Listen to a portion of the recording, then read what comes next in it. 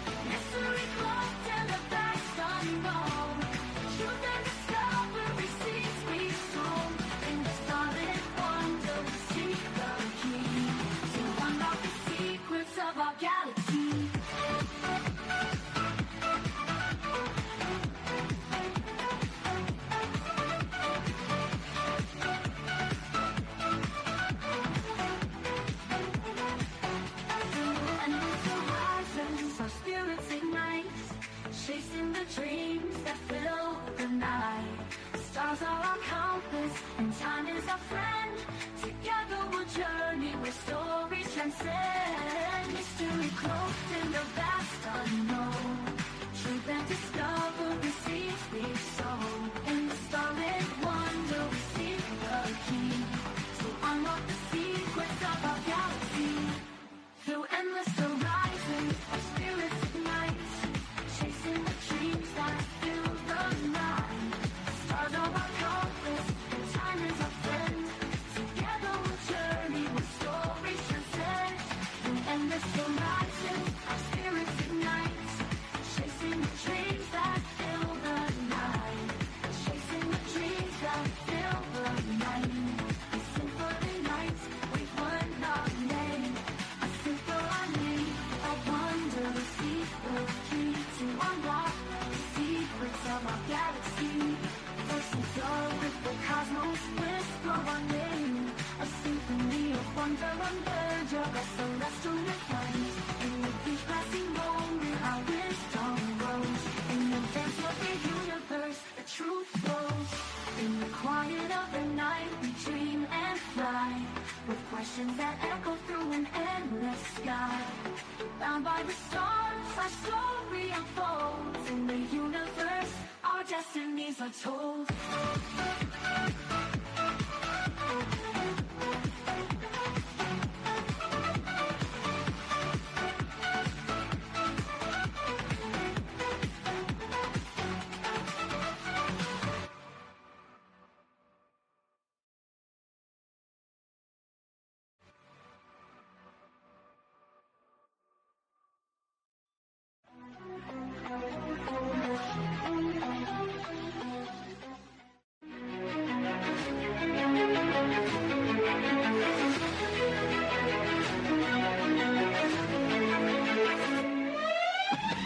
Unraveling the mysteries, secrets in the night.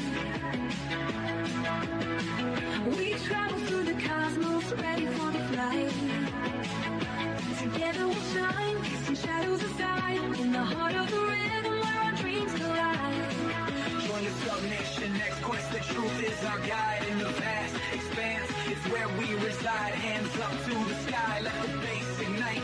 Feel the grooves around us, everything's alright. From the combination next quest, the truth is our guide. In the vast expanse, it's where we reside. Hands up to the sky, let the bass ignite.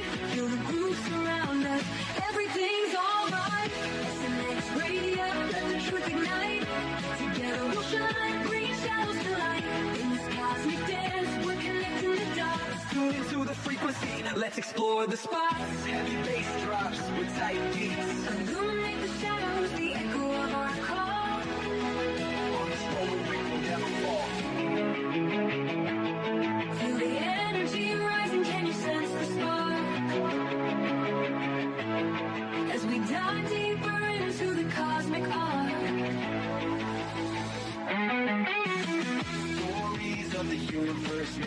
unfold. In the heart of SNX, where the truth is gold. Every note we play, every line we write, crafting our legacy, shining ever bright.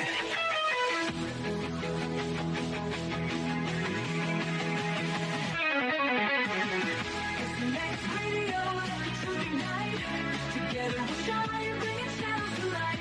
In this cosmic dance, we're connecting the dots. Tune into the frequency, let's explore the spot. Here in the spotlight, we're taking our turn. With the fire in our hearts, let the passion burn. SNX radio's call, ringing through the air. Together we rise, together we dare. So join us now, let the rhythm flow.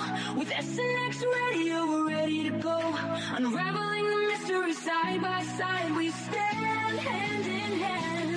In this dance of truth, let the story expand.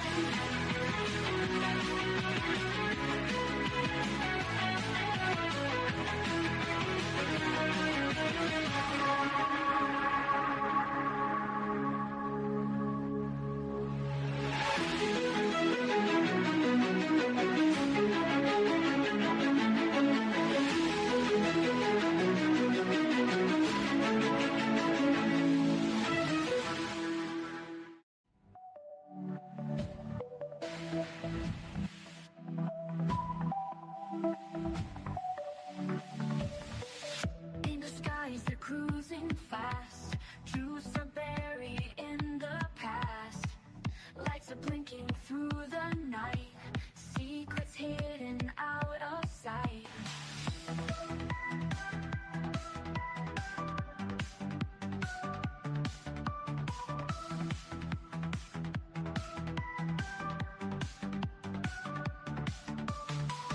Stars reflecting coded blinks. Messengers from distant wings. Whispers travel through the air. Signs of life beyond despair. Let the veil no more disguise. We'll uncover all their lies. Truth embargo meets your end. On this journey we'll transcend.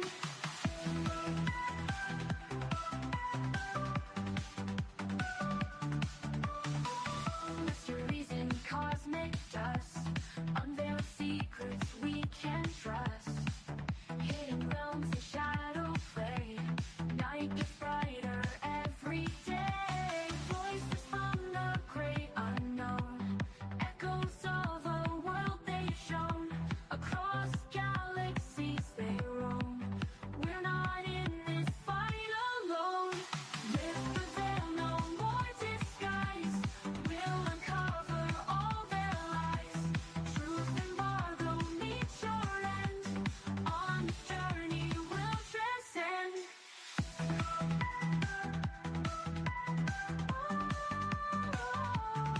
What you say?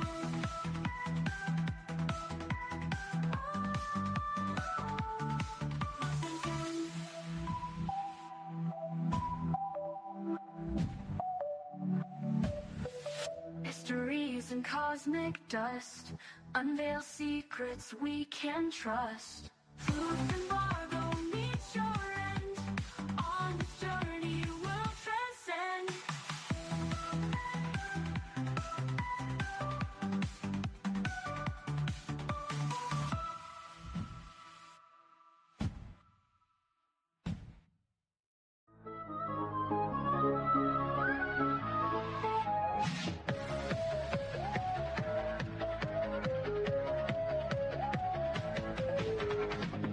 In the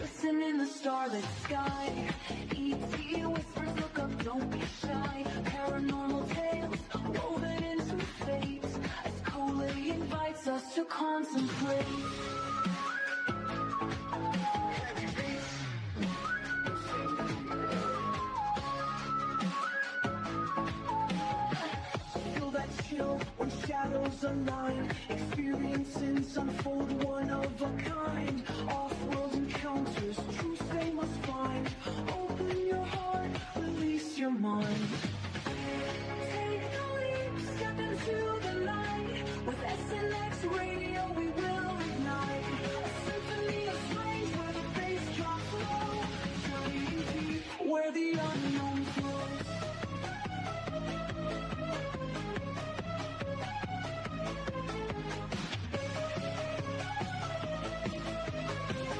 Life beyond the veil of sight. What secrets kept from our human plight? Calling's conversations stir the thread. An awakening call for the living and the dead.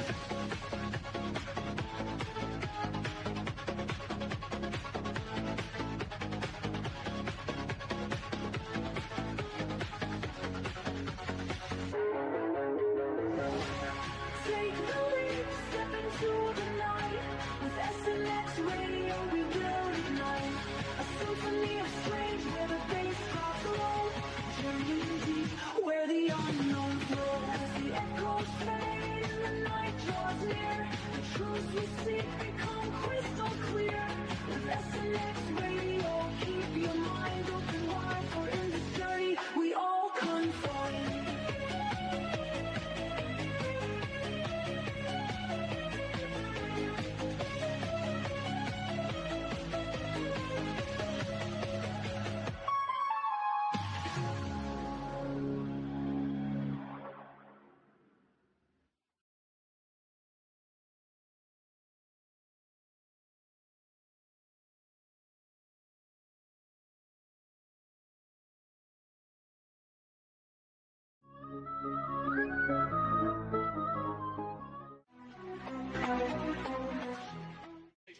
Flashbacks on the track, watch the past unfold. Got a story to tell, a courage untold. Rise up from memories, watch us take control. Echoes of yesterday feed our fight. From shadows to light, we'll take flight. In this race, embrace our might. Hold our dreams, got the future in sight. Rise up high, let courage unbind. Erase the past, keep future in mind. Every step forward, no looking behind. We own this moment, leave fear confined.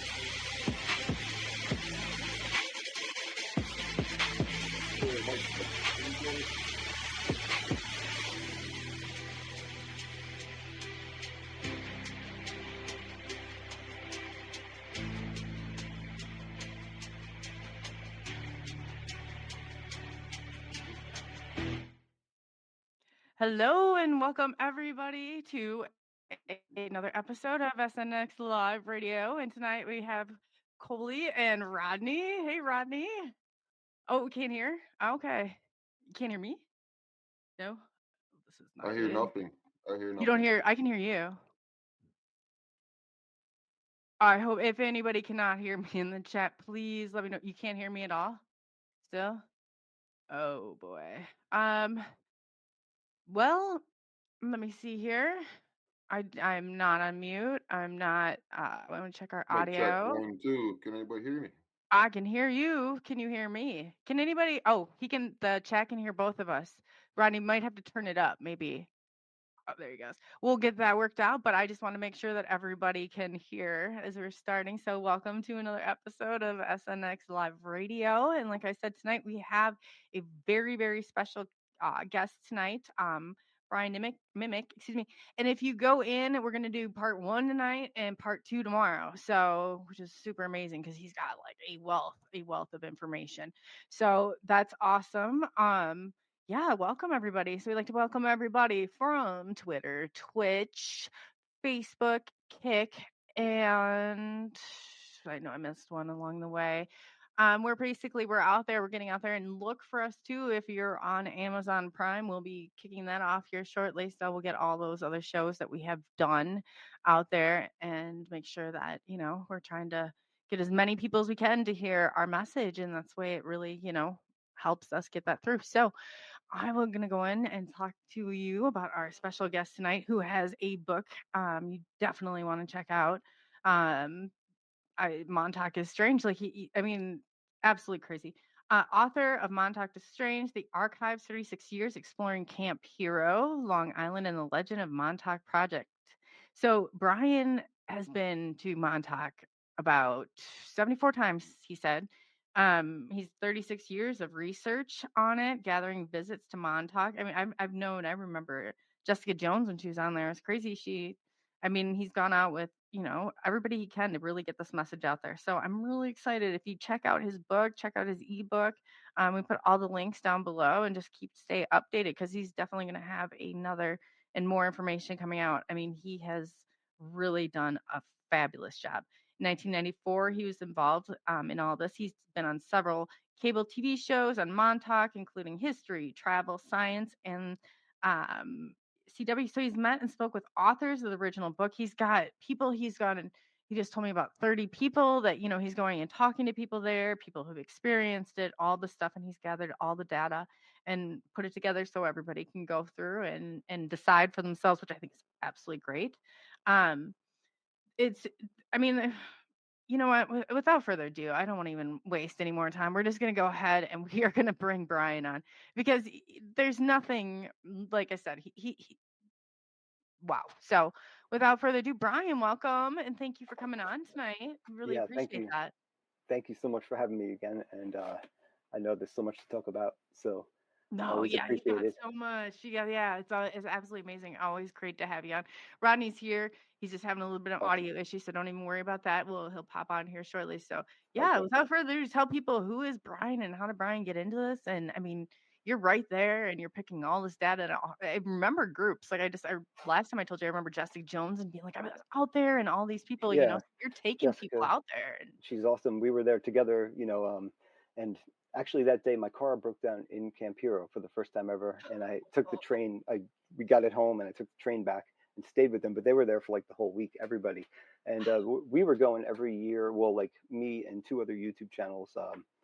Mike and Michael, my friends, and we did this collaboration. It went like 3 years in a row, and each year we'd bring like different people. But on the third year, they had this actual gathering out there, the Montauk Adventure Tour, and Brian Sang, James Rink, and Alondra Markman, and Arkin Ra, and Jessica Jones, Mike Colantonio, Long Island Bigfoot, Michael Dark Hour Paranormal, who did the documentary from that day because he did one for like the first year or two he combined, and then the next year he had all these people that he wanted to interview. He really wanted to interview people who experienced the project and felt like they were there, and had stories, so many stories to tell, which I could never like really fully document.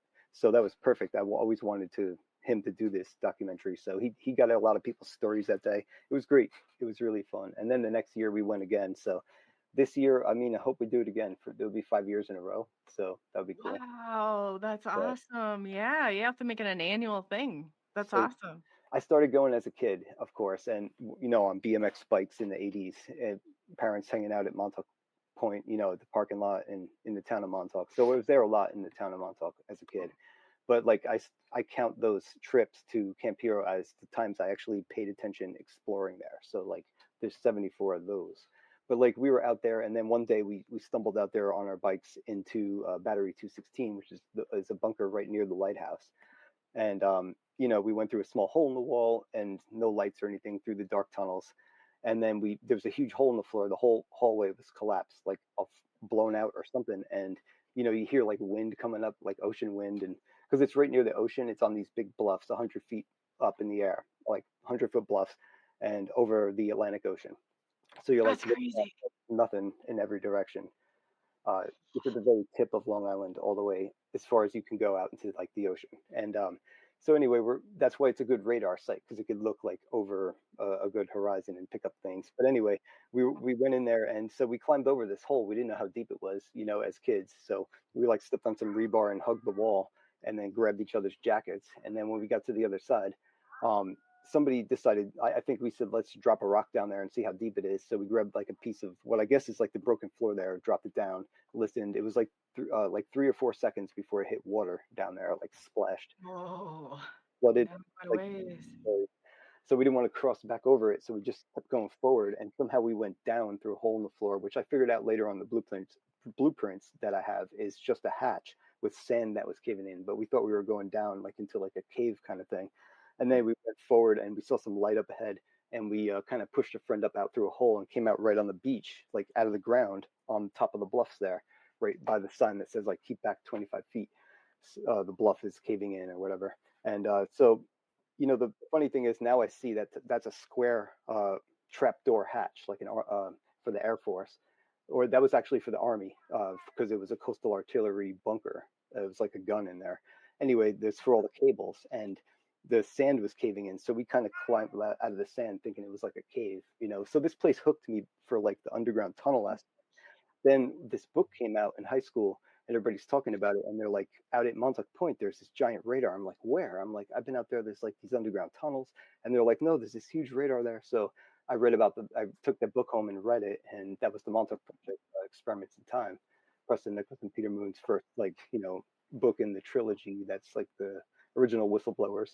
And that hooked me. And then when we got out there, everybody just wanted to go straight for that radar all the time. We passed that place I was in as a kid, and nobody cared about it. They were just like, radar, radar, radar.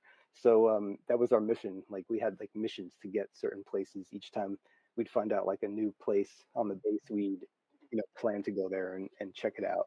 And there was so many radar towers back then, other ones to explore. It was really cool. There was these big metal cylindrical towers, and on top was like what looks like a golf ball, but it's like an inflated rubber dome, and the radar's inside turning or like angling up and down for height finders.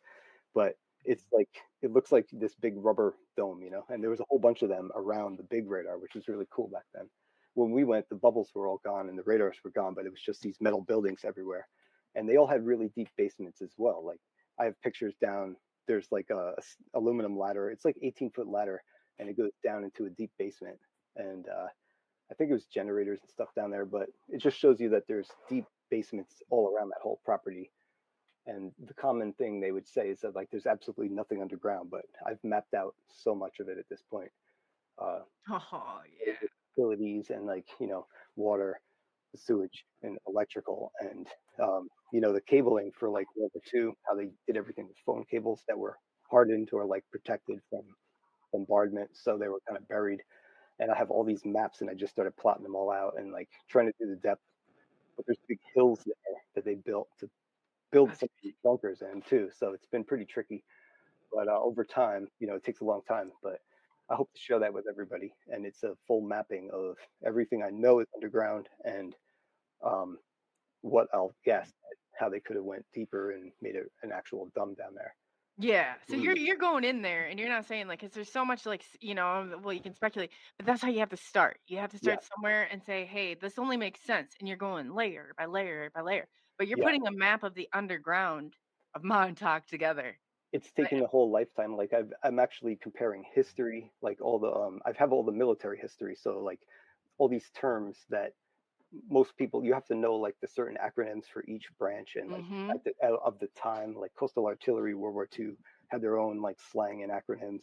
So like I learned all these things, like geeked out on them all, and like just so I could figure out the structures and like what's down there and what is where and where things are not. Like I may have had some guesses, and then I'm like, I have to like shoot that down and cancel that out because I was totally wrong on that. So, but I also love the lore and what people say, and all these legends, and not always legend, but just like the whole thing, the whole story around it, because a lot of that stuff actually lines up with these hidden things I find in the history, and it lines up exactly with certain things people said, and there's no way they could have found like this. Say a document was just like FOIA'd last year, then this person who said this like 12 years ago, how could they have possibly known So maybe it's actually a legitimate connection. So those kind of things are really cool when I find all those synchronicities about Montauk all the time. So And it's you're just right. so If you're fun. going into the acronyms of these and the brevity coding, I mean, you're talking about learning a whole new language. I have a lot of respect for that. I really do.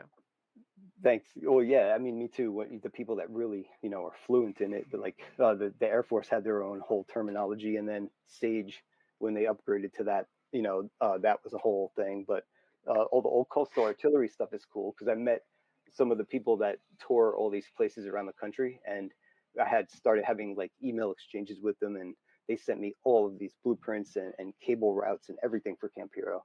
So I have like every blueprint now before I got like a bunch from the library, Montauk Library, for when history was coming out. They asked if I could go there and find anything. That's when I got a whole bunch of the blueprints the first time. I just took pictures of them. But then this guy sent me like the full PDFs with like multiple pages. So it was like geeking out on those, just staring at them for like hours, like, and I found some stuff in there that I've been looking for all these years. Like there's actually have on the blueprint where you go into the tunnels. And I, because you see how the system works, that's exactly why that item is there. But like it has to work that way, or else the whole thing doesn't, the whole system doesn't work. So it was pretty cool to find a lot of that stuff, even in the Air Force details about the computer building. They said, this computer system has to have one floor of vacuum tubes, one floor of air conditioning, and like a floor or two of generators. And on the top of this building, they had all the air traffic controllers at Montauk, with all like the round oscilloscope screens, because that's the building a lot of people would cut through, but all those machines were gone. But when I first went there was a few of them left. And so yeah, they did they had FAA there, everything. They had like everything you can imagine for like communications and early warning at Montauk. They would scramble fighter jets there. Oh, And yeah. and queue in like missiles to be launched also.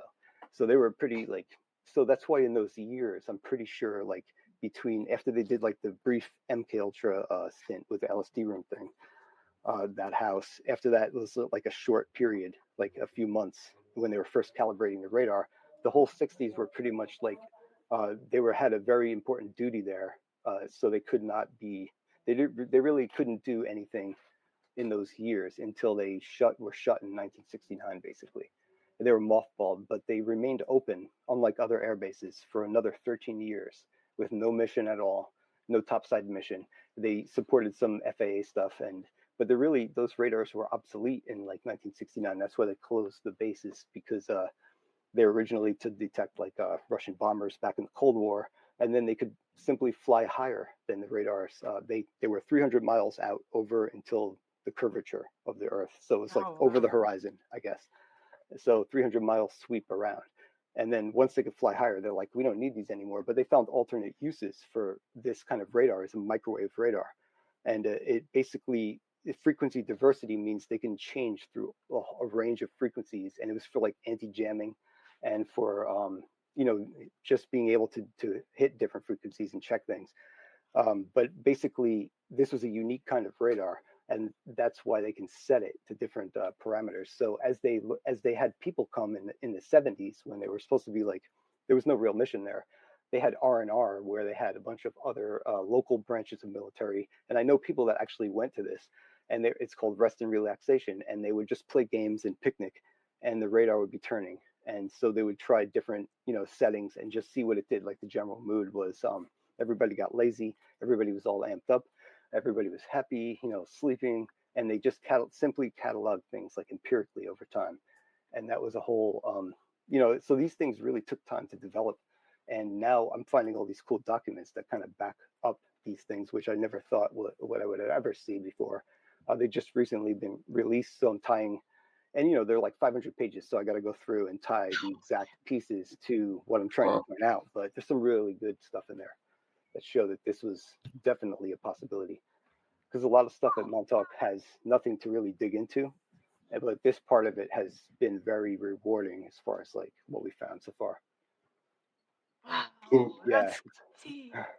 but it's happened a long time ago too, but it just shows the pattern that a lot of this stuff started at Montauk and now has spread across the world into so many other locations and into our everyday lives.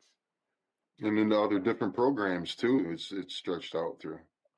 Exactly. There's so many programs that branched off from this, and nobody really knows the true names for the programs involved with Montauk. You know, they have these people have named this. Oh, I think Peter Moon said he coined the term Montauk Project for the name of the first book. Kind of makes sense, but in general, I don't think that was the name of the actual project. You know, the Phoenix Project kept coming back to life, Yeah. and They so do it hence too. the Phoenix. But you know, what were the real names of some of these sub projects? So Grill Flame was one that started in '83, and that's when the base supposedly was destroyed, and that was the last day of the base, supposedly August 12th, 1983, when it, you know, there was a sabotage in the base, and you know, the one day Imagine of that. construction. I Yeah, mean, if you get into this, you have to have a respect for somebody who goes this far because I spent probably 6 or 7 years in learning like cryptology and steganography and all, like you said, the brevity coding. The military, the U.S. I mean, none of them are using the correct codes. That's all smoke and mirrors. So what yeah, he's saying, you're digging below all this for brevity coding, for possible. That's where you're going to find the answers at. yeah, So that's good to know. Even if you're going in there and saying, Montauk Project, Project Montauk. I'm not sure. I always like, I see it both ways, but anytime they do that, that's not, you got to dig yeah, levels and layers below that. yeah, Wow. yeah. You get a good term and like take the term and search it, and then follow the path. And I just kind of save along the lines of doing this. I gather a bunch of stuff. Like, you know, it could be downloaded screenshots, and like by the end of, you could tell when I've been digging into something because like the whole screen will be covered in, you know, my whole desktop will be covered on a computer here, on a phone. I won't even download that much stuff on my phone, but there's, you know, I'm integrating the phone with it too, and just taking as much as I can because I know this stuff disappears too. A lot of stuff Hmm. go back for and it's gone. So I try to get, you know, if it's really good, try to get something, and then I'm making sure to get these sources now because crediting people is important. And I always save the links, but when it came to the first book, and I had 260 of these to gather, and I did not take good records. I had to go hunting for each one, like individually, and research the whole thing, or like, you know, because looking through all these old notepads wasn't working. So this time I'm doing it as I go, keeping track of everywhere I got this stuff. And there's a whole nother part of it, like the early internet lore, which I'm also gathering. Um, some of the stuff I printed out, which isn't even on the internet anymore. I'm glad I printed the internet back then when it first started Yes. because Yes. And they change stuff too. And websites can be easily manipulated more than your books in black and white writing. yeah, It's the way it yeah. is. Yeah, exactly. I mean, it's easy to even just use like Google Chrome to use the inspector tool. You can live change any website and then just video record that and make it look like it, you know, something like that. So it's too easy to do, like you said, deface like a page or. But those things in print, yeah, you can't fix that, especially if there's like water drops and you know, like so you could tell what ink. But the point was to gather everything, and now I forgot about reading some of these things. I'm looking at them and like I don't even remember reading this, but I have like all these old people going there, obscure things I don't even quite like. They're not in the story these days, but I found some really cool stuff, and I'm going to integrate all of that plus all of the early legends that the original whistleblowers core group of people that were involved in the first book series, and some of the spin-offs and some of the tales that they, after the books were pretty much done, the first three, there were all these things that were said to happen that was reopening the underground beneath Montauk. So I'm covering a lot of that, and I'm just citing like where I got each piece and what they said for that part of it. I really want to like put some, like I have some really good stuff, final conclusions, and other stuff I'm not sure still, and probably will never know. So, but one thing I'm definitely I'm excited to share with people is when I finally finish the mapping of all what I know is underground, and you know, best guess at some other stuff. I just can picture it, and then if I can make it the way I picture, I'll be so happy to share it. How are you going to stay safe? I know we talked to you before. My question was to you, how are you going to stay safe? How is like, Mm. I mean, Yeah, this is a huge to drop. Oh gosh. I mean, like as many people get, I mean, you need that protection. That's crazy. yeah. I mean, because I mean, it's really popular. There's a lot of people covering this, and you know, there's a lot of just Cliff Notes AI videos on this even, and those are actually funny, some of them. But I get a kick out of them. There's Montauk songs. It's showing up everywhere. So I think the cover of a lot of people is one thing. I'm just another person. I mean, if I really got this message out there, I would definitely have, probably met more people so far, but I find it hard to break through on some of the stuff. So that's one protection. Like, I'm not displaying the algorithm yet. So there's a protection because I'm kind of still unknown in a sense. But when you look into this, yeah, you'll see my name. And I've also stayed protected by finding other genuine interest in this, in the history of the land, the military history, and learning that stuff, and having conversations with people who might ordinarily try to, like, hate on you if you like just paranormal. But I have the paranormal. If they don't want to talk about it, I could leave that out, and we'll talk about whatever aspect of it that they like, and try to earn their respect that way, and then maybe introduce some of the other stuff and bring them over to this side a little bit. Like, my goal is to open up some minds along the way that may be, strictly logical, but also bring some logic to the people that are fully on the other side of things too. Give them a few things to ground and maybe check their own guesses on, something like that. I don't know, just like to share it in a way that's like right down, useful to everybody basically, and enjoyable to read. Hopefully, I don't know. Oh yeah. When our antics when we were younger are actually pretty funny, because I don't even know like how we made it through the day back then, but the Right? things we did back then. Yeah. I just say But lawn darts, and we should all pat ourselves on the back for making it this lawn far. dogs, yeah, I never no, thank God I didn't play those. I could see some bad outcomes with that. I recently tried for the first time. Oh my God, what the heck's the name of it? You throw the sacks through the. It's a board with a hole. Cornhole? Cornhole for the first time. I never like I've seen it before, Hmm. and me and my niece were like chucking them every which way, like overhand, underhand, like under the leg, all the way up in the air, trying to get it through the hole. And they were pissed at us. We were doing baseball pitcher throws, and everybody was like, "Stop! You're supposed to throw it this way." But we were having so much fun, and we were actually doing pretty good throwing them all crazy like that. So, but yeah, I guess with the darts, I would do the same thing probably and hurt myself. So that's what I was getting at. I think I was more afraid when my brother was throwing them. Probably we should have targets on our That backs too, more yeah. than anything. Need armor for that. Right? Oh man, it's brutal. They can be brutal. Wow. So you're in there, you're going down underground, you're putting a map together of Montauk, of the real Montauk. Did you ever find an energy source? Yeah, well, there's like every structure has its own, like, generators, and they're hooked to regular commercial power. But there's rumors of like a particle, not a particle accelerator, but an early one that's more like a generator in a sense. That's what they've described under this circular road. And from what I can find, they used that circular road to launch some of the very first drones ever in like the 50s, besides the one that Nikola Tesla invented and had in Madison Square Garden in like 1890 or 1904 or something, that little one in the pond. Oh my gosh, isn't that the biggest? I But just remember I used to give tours, and 100 years ago, I would talk about an electric train that used to come in from downtown before they had electricity. And it's nice. like, come on, they had all of this stuff. The technology's there. Our Yeah, government not stupid. yeah, Oh yeah. Things yeah. that's all like that's why things getting lost to history is it's important to like document things, I guess. So with Montauk, I figured things are changing a lot when it gets popular in culture. Like now, there's even there's a Stranger Things on Broadway, and it's just it's and the fifth season's coming out, the last one. So this is probably the peak of its popularity after this, and so it brings Montauk along with it. For all those who know where the source material was, what it was based on. So I think this is the best time to get this out there anyway. So while the most people are listening, and yeah, I mean, going out there is fun. It's dangerous. It's exciting.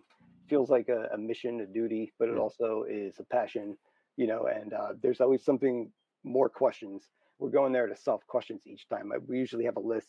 We got to go here, here, here, check this.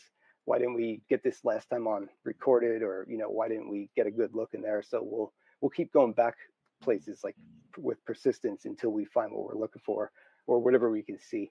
And, there's like, there's one place still. I have to go back one more time just to get, I guess I got to stick a camera with a stick in there and a light, because I just can't see this. I know this building is where all the water tunnels come into and then go out into the ocean. There's a chlorine chamber, and they just like use some chlorine in it and then send it out to the sea to sterilize it. But when we stick the camera in there, I don't see any pipes coming in, any tunnels coming in or going out. It's just like this perfect cement cube. So where, I'm confused is this is where all the water tunnel maps go to. So like it's either been sealed or I just got a crappy view of what's going on in there. But that's the kind of thing I'll keep going back just to document like over the years. Because at this point, we spent all of our earlier years going, it used to be this abandoned base. You weren't allowed to go in there until 2003. It became a park. But before that, you'd have to park really far away, like at the lighthouse, and then walk and sneak your way in there and walk past like security. And when they come speeding down the road at you. So when you hear those tires, usually people will all scatter. And like thousands of Long Islanders have been there and done this. This is like a rite of passage for Long Islanders back then. And I mean, So literally thousands. And you say it's a park at one time, so I'm thinking like a place where families going to have barbecues, that kind of thing, a park? now it's a park from 2003 onward. And when we used to go, it was just an abandoned Army and then Air Force they got the property on the inner part of the Army base and made an Air Force base, a radar site. And that's where we used to go. That was our main attraction in there. But the tunnels were the old Army tunnels for the old giant guns, like naval guns, coastal artillery.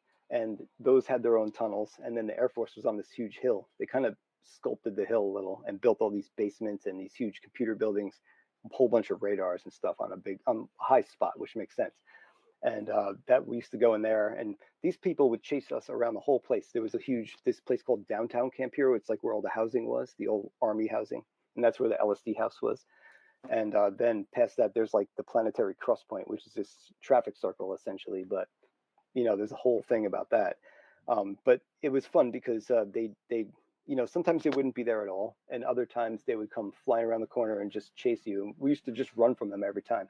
One time they got us when we went in the tunnels and forgot they were chasing us, and we made all this ruckus in there. It was echoing out through the small hole like for probably a half hour, and then we came out and the guy was just waiting there for us. So that time we got all of this on video. So I assumed everybody was recording back then when we were going. Or other people were also taking pictures and recording. And some people have taken pictures over the years and even sent them to me, which I shared in like a small music video or something on our YouTube channel. But basically, nobody else really recorded except for the original authors when they made the Montauk Tour video. And we have like the same kind of footage. We're in the tunnels. I have 2 different days, one in 94 and one in 95. And both of those are pretty long, like half-hour recordings. And we're all over the base. We film like all the old radar buildings. They chase us around through one whole day. And we're like on the roof of the radar, the LSD rooms, and in the tunnels. And then I have us getting like ticketed on the video and everything.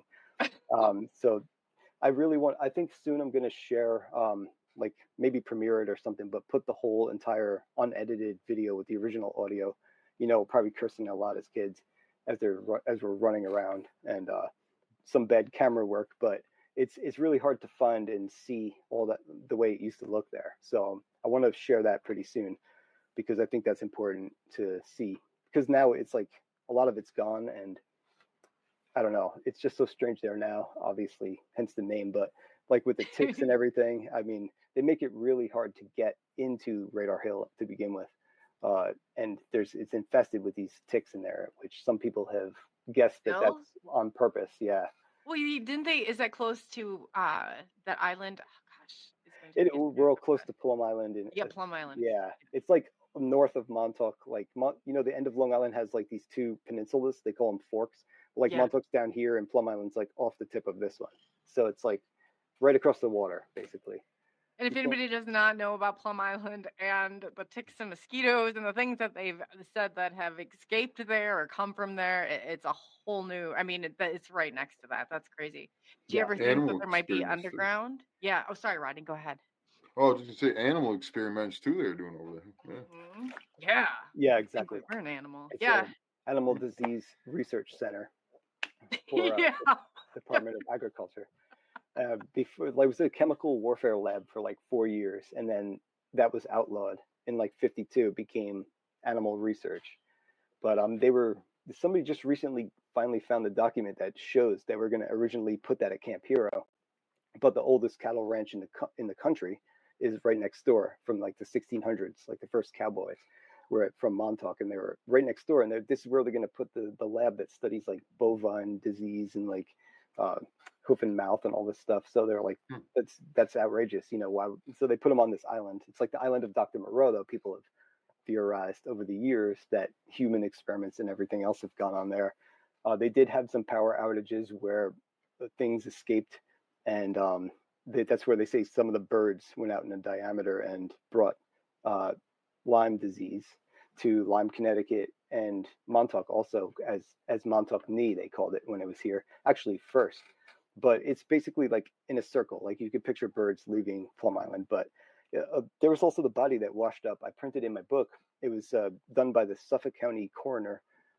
It's a sketch of the body that washed up on Plum Island, and it had really long fingers, and they didn't know like what ethnicity it was at first, or I think it was a male, but they drew the long fingers. They had to like erase the regular fingers on the coroner, had to like draw these extra, like probably whiteout or something, and draw these like really long fingers. And then he had 5 trepanation holes in his head drilled. So he had 1, 2, 3, 4, 5, like almost like the Shaolin monks dots, but they were actually holes into his brain. So somebody tried to escape? He tried to escape, maybe in offshore, research, because in international waters, you can do a lot of this stuff, so it may be that, but he ended up on Plum Island, which is weird. And they also found a bunch of drugs in his system, which I didn't have the info for in my first book. So I'm going to just update on that, exactly what he had. But a number of like things that basically make you like kind of comatose, or like they're not like, they were like antipsychotics and maybe tranquilizers, stuff like that. It was really crazy. And yeah, they never really wrote about it again. And that disappeared from the press.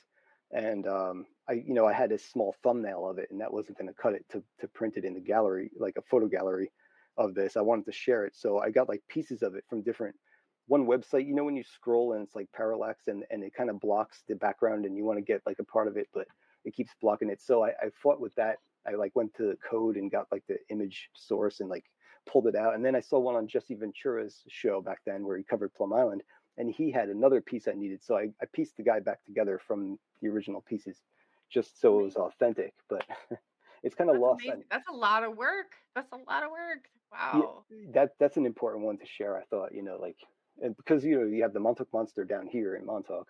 And then there was another report of a similar one on the same beach in Montauk that looked identical. It was like a couple of years later. And you can find that on Google still. That's what I was trying to say. But also there's this old footage on YouTube of somebody said they found a reel in their grandfather's house, and they play this old, it looks legit because I've seen a lot of fake like vintage filters and stuff, but this one looks pretty legit, and it's like this old black and white film of a monster found on the beach on Plum Island back in like the 60s or something. So I don't know, who knows, we saw something in the channel that looks similar too, and it's on one of those 90s videos I have. We all comment on it. It was on the floor, and who knows what that was. I still don't know to this day. So you're out there with a big camcorder back in the day. Yeah, but it was so dark in there, and the flashlights in the 90s were so terrible. They were like plastic flashlights, and they had like this incandescent little bulb, like a yellow light bulb. And when we have them in the bunkers, it makes a circle on the wall like this big, like maybe like 3 inches or something. Like aluminum. Yeah, you can't really see anything. So a lot of people were complaining about the the lighting when they watched it. But I was like, they asked me, did you find the chair? I was like, if I did, I'd go back in time and bring myself a flashlight back, so I can make a better video for you. Wow. Yeah, it's got to be better than the Blair Witch Project videos. Yeah. Yeah, you can hear the echo, like the reverb in the tunnels. So, that part of it is kind of crazy. Like every word we say kind of echoes down the whole tunnel because they're 500 feet long, the tunnels. And then, we start on one side, but you have to go through this small hole in the wall, then through another small hole. There's like a huge room. And then you go through, like, it's been bricked off. So people broke it open, and you just kind of go through that. And then there's this huge corridor, and there's rooms on every side. And one in the center, you can go down steps into a sub basement where they have like a power room. It's like boilers, generators, all kinds of stuff in there.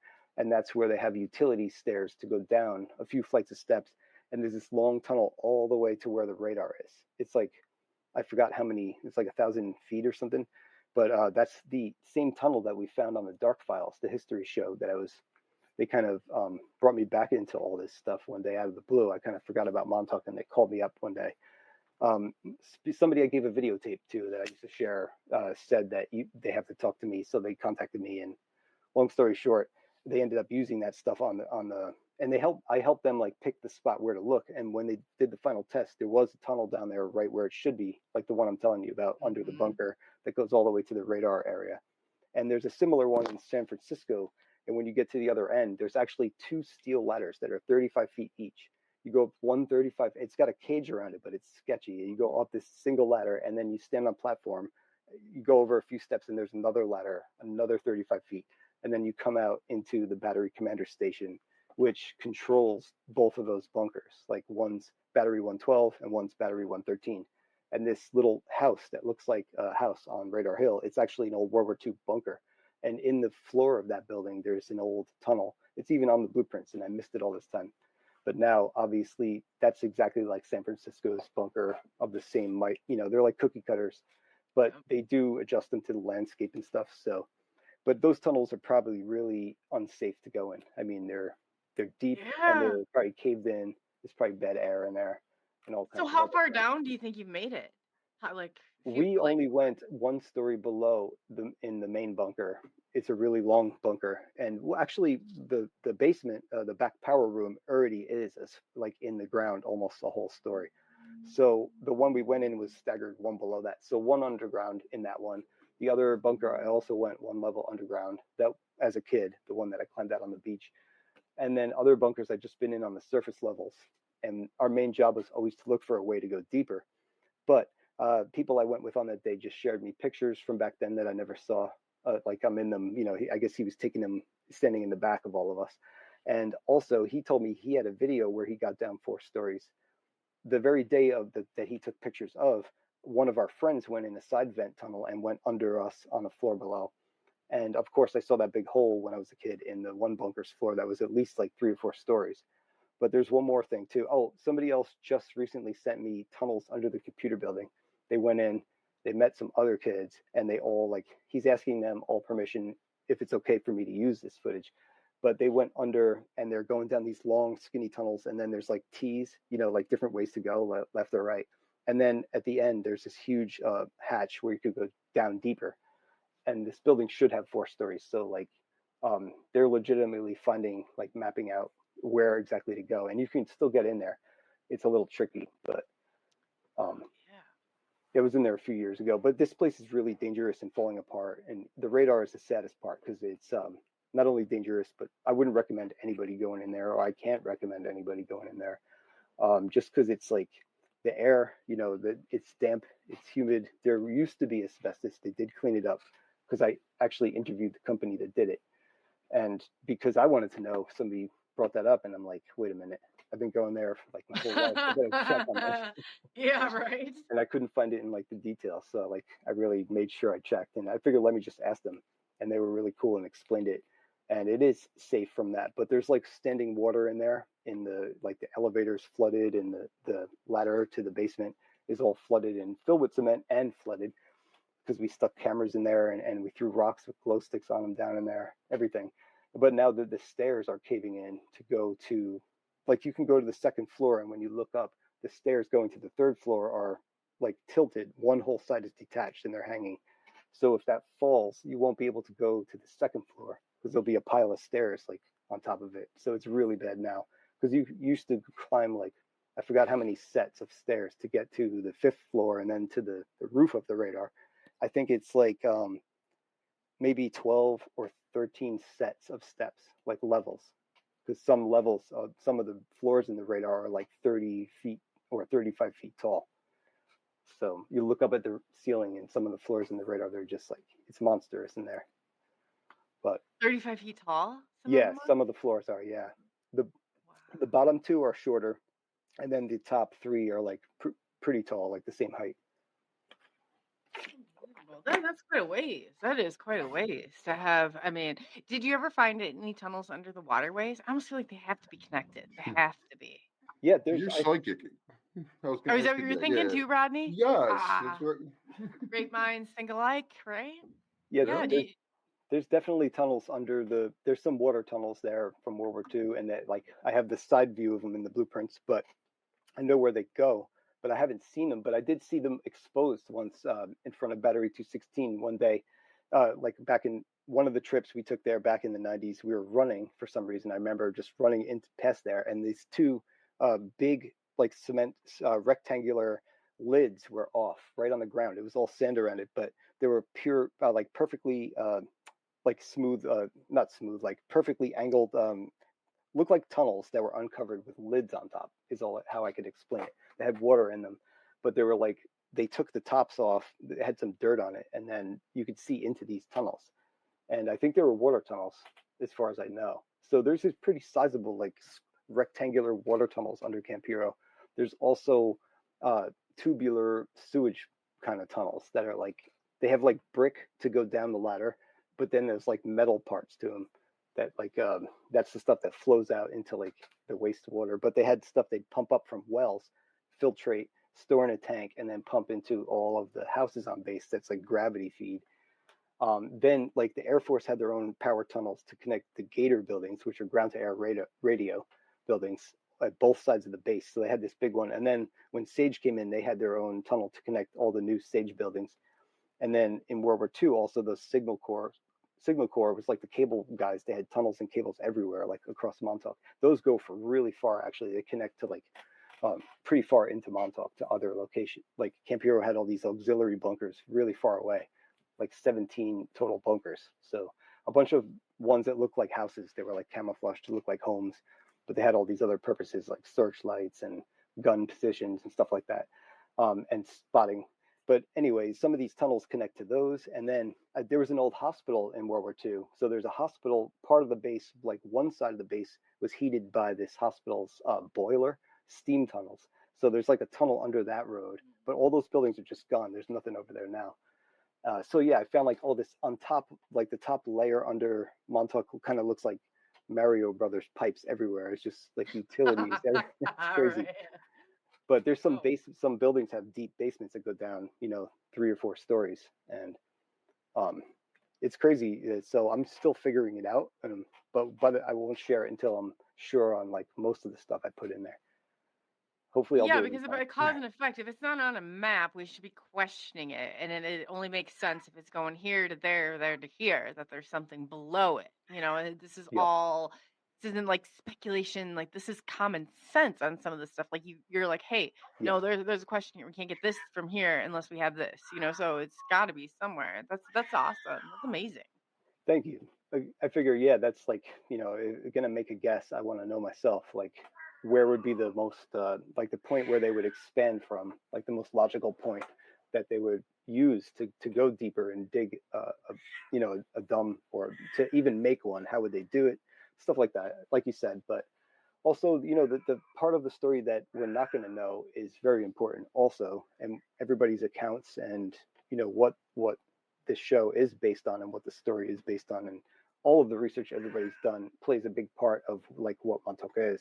Oh yeah. So I think that all plays into it, and I honor I love Montauk and all the stuff about it, in a sense, the mystery of it all. So I enjoy reading pretty much everything about Montauk. um, Sometimes people bring up stuff that it's new and they just throw it. You could mix Montauk into a lot, and it does connect to a lot of things. So I'm not mad at it, because I can make my own connections to so many things in life. So whatever it is, it doesn't matter. I'm going to put all this stuff out there. So if somebody does want to dig into some of these things that I found, then they're there. It's going to be there.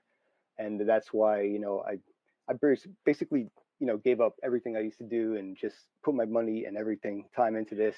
And when I pushed the button, to print, like the final button, like it's okay to send to print, I felt so relieved, because for years I've just carried around these piles of pictures, files, stuff I printed and collected about Montauk, old brochures from the park, everything in the world that I have is just like added to this giant like archive. That's why I called it, the archives, because literally this is like I'm condensing this stuff and sharing it. And now I don't have to worry about keeping it safe anymore or doing something with it one day. It's there, and I have more too. So I have a ton of, I have a Yeah, I lot of stuff. know. You're sitting on a lot of good stuff over there. I know. I Yeah, know. I We get are the at the top of the hour, and before we go in, there's a ton of questions, but to get back to it, I think that's probably a good time. We'll just go ahead and take a little break sure. and come back, and we'll get right back into it because Yeah, there's so much here. I just absolutely there is. amazing.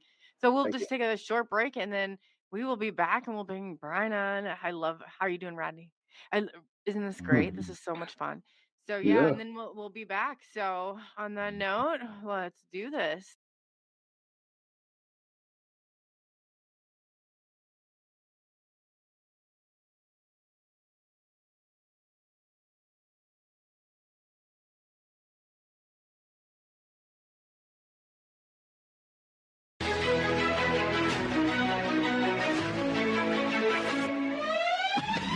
Unraveling the mystery, secrets in the night.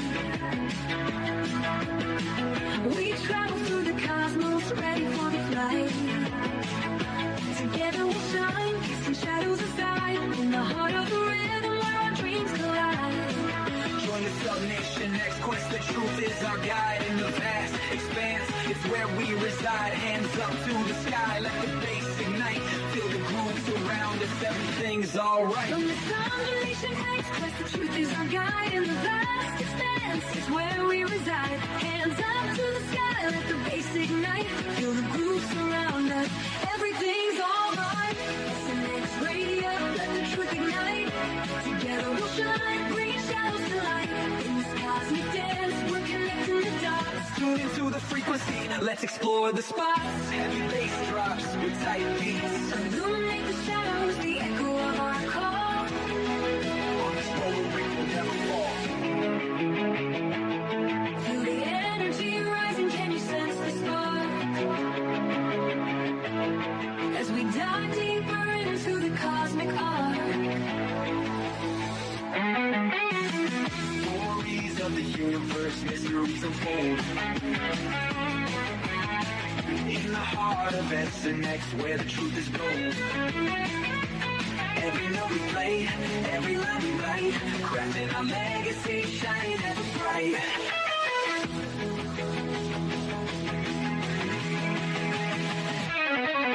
SNX radio, let the truth ignite. Together we'll shine, bringing shadows to light. In this cosmic dance, we're connecting the dots. Tune into the frequency, let's explore the spot. Here in the spotlight, we're taking our turn. With the fire in our hearts, let the passion burn. SNX radio's call, ringing through the air. Together we rise, together we dare. So join us now, let the rhythm flow. With SNX radio, we're ready to go. Unraveling the mystery side by side, we stand hand in hand. In this dance of truth, let the story expand.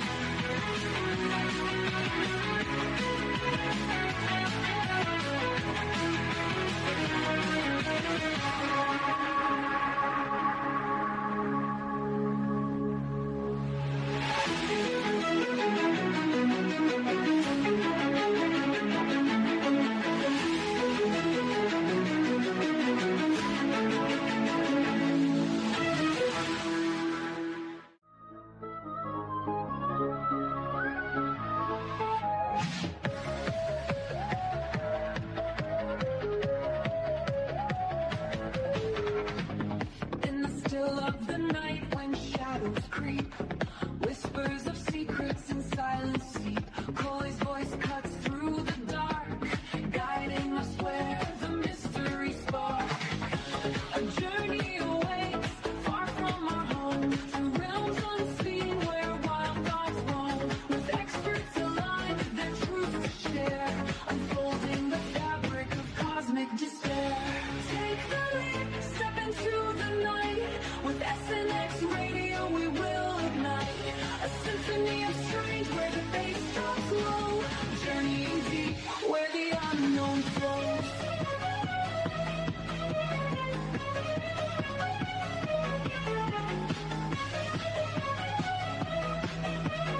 UFOs glisten in the starlit sky. ET whispers, look up, don't be shy. Paranormal tales woven into fate as Coley invites us to contemplate.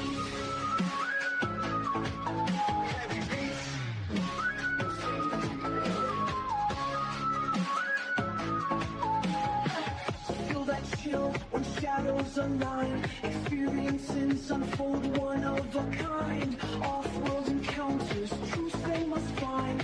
Open your heart, release your mind. Take the leap, step into the light. With SNX radio, we will ignite a symphony of strange where the bass drops low. Journey deep, where the unknown flows.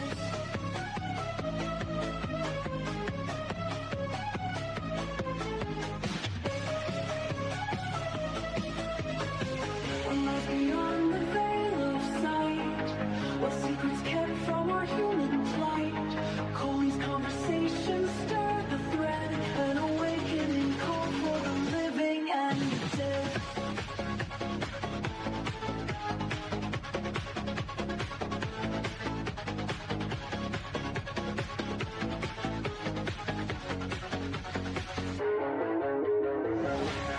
Take the leap, step into the night.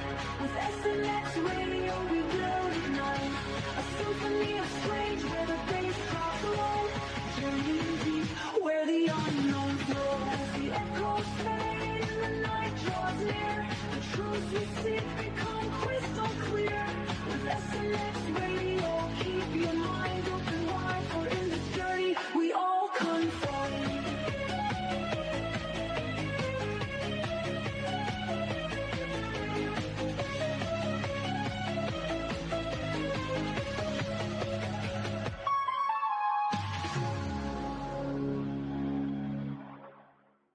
Glowing flashbacks from the track, watch the past unfold. Got a story to tell, a courage untold. Rise up from memories, watch us take control. Echoes of yesterday feed our fight. From shadows to light, we'll take flight. In this race, embrace our might. Hold our dreams, got the future in sight. Rise up high, let courage unbind. Erase the past, keep future in mind. Every step forward, no looking behind. We own this moment, leave fear confined.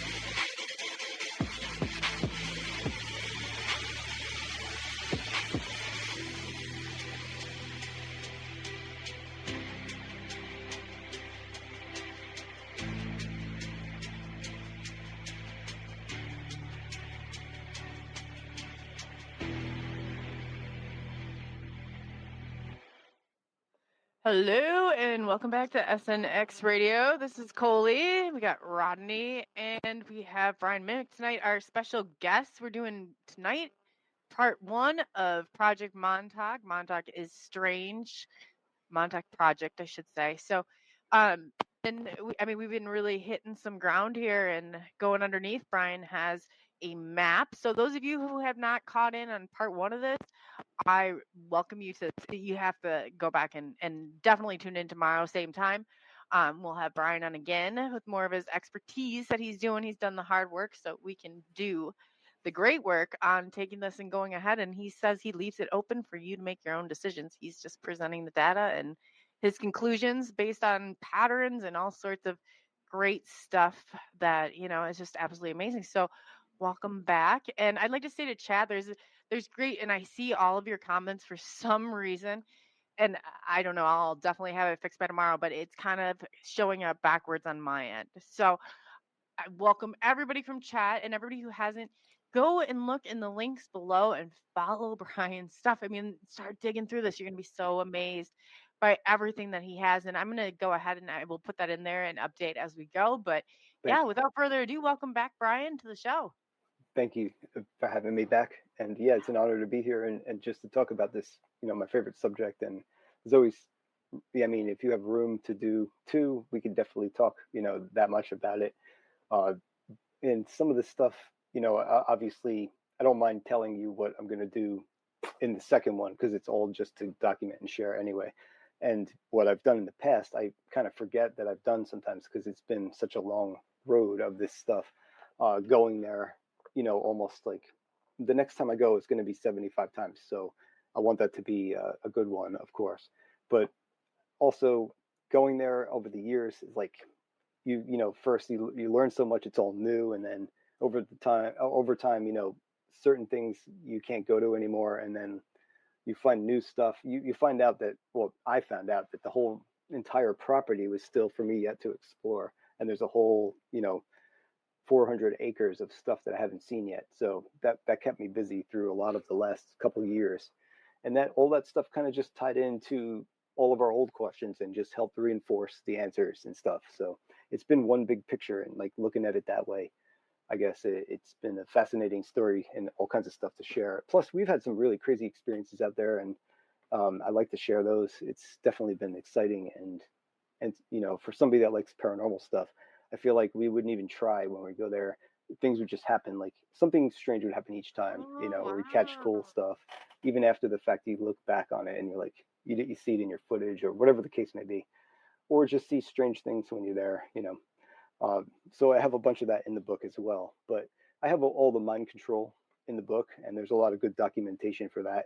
Um, Electronic mind control, which means microwaves being broadcast upon us, and everything that goes with that, from voice to skull to mood control to the cell tower in everybody's neighborhood. I mean, it's part of our lives. Right. And you And were saying before that tower that was there is actually going around, right? yeah, Or is it going up and down, right? yeah, Not, like and it's the changing. radar that used to just turn, like you said, every 12 seconds it would turn once. I actually have an old footage from Sperry, the company that built it, and they show it turning. It's actually the one at Montauk too, because that was the first one they had built in the field to make a video with, um, and to test on people because they calibrated it for like the first year. That's all in the records. So like lining up the history actually worked against somebody who's trying to say this didn't happen, because it all lines up very nicely with the stuff that we were putting together on, like as far as the MK Ultra experiments there for a short period.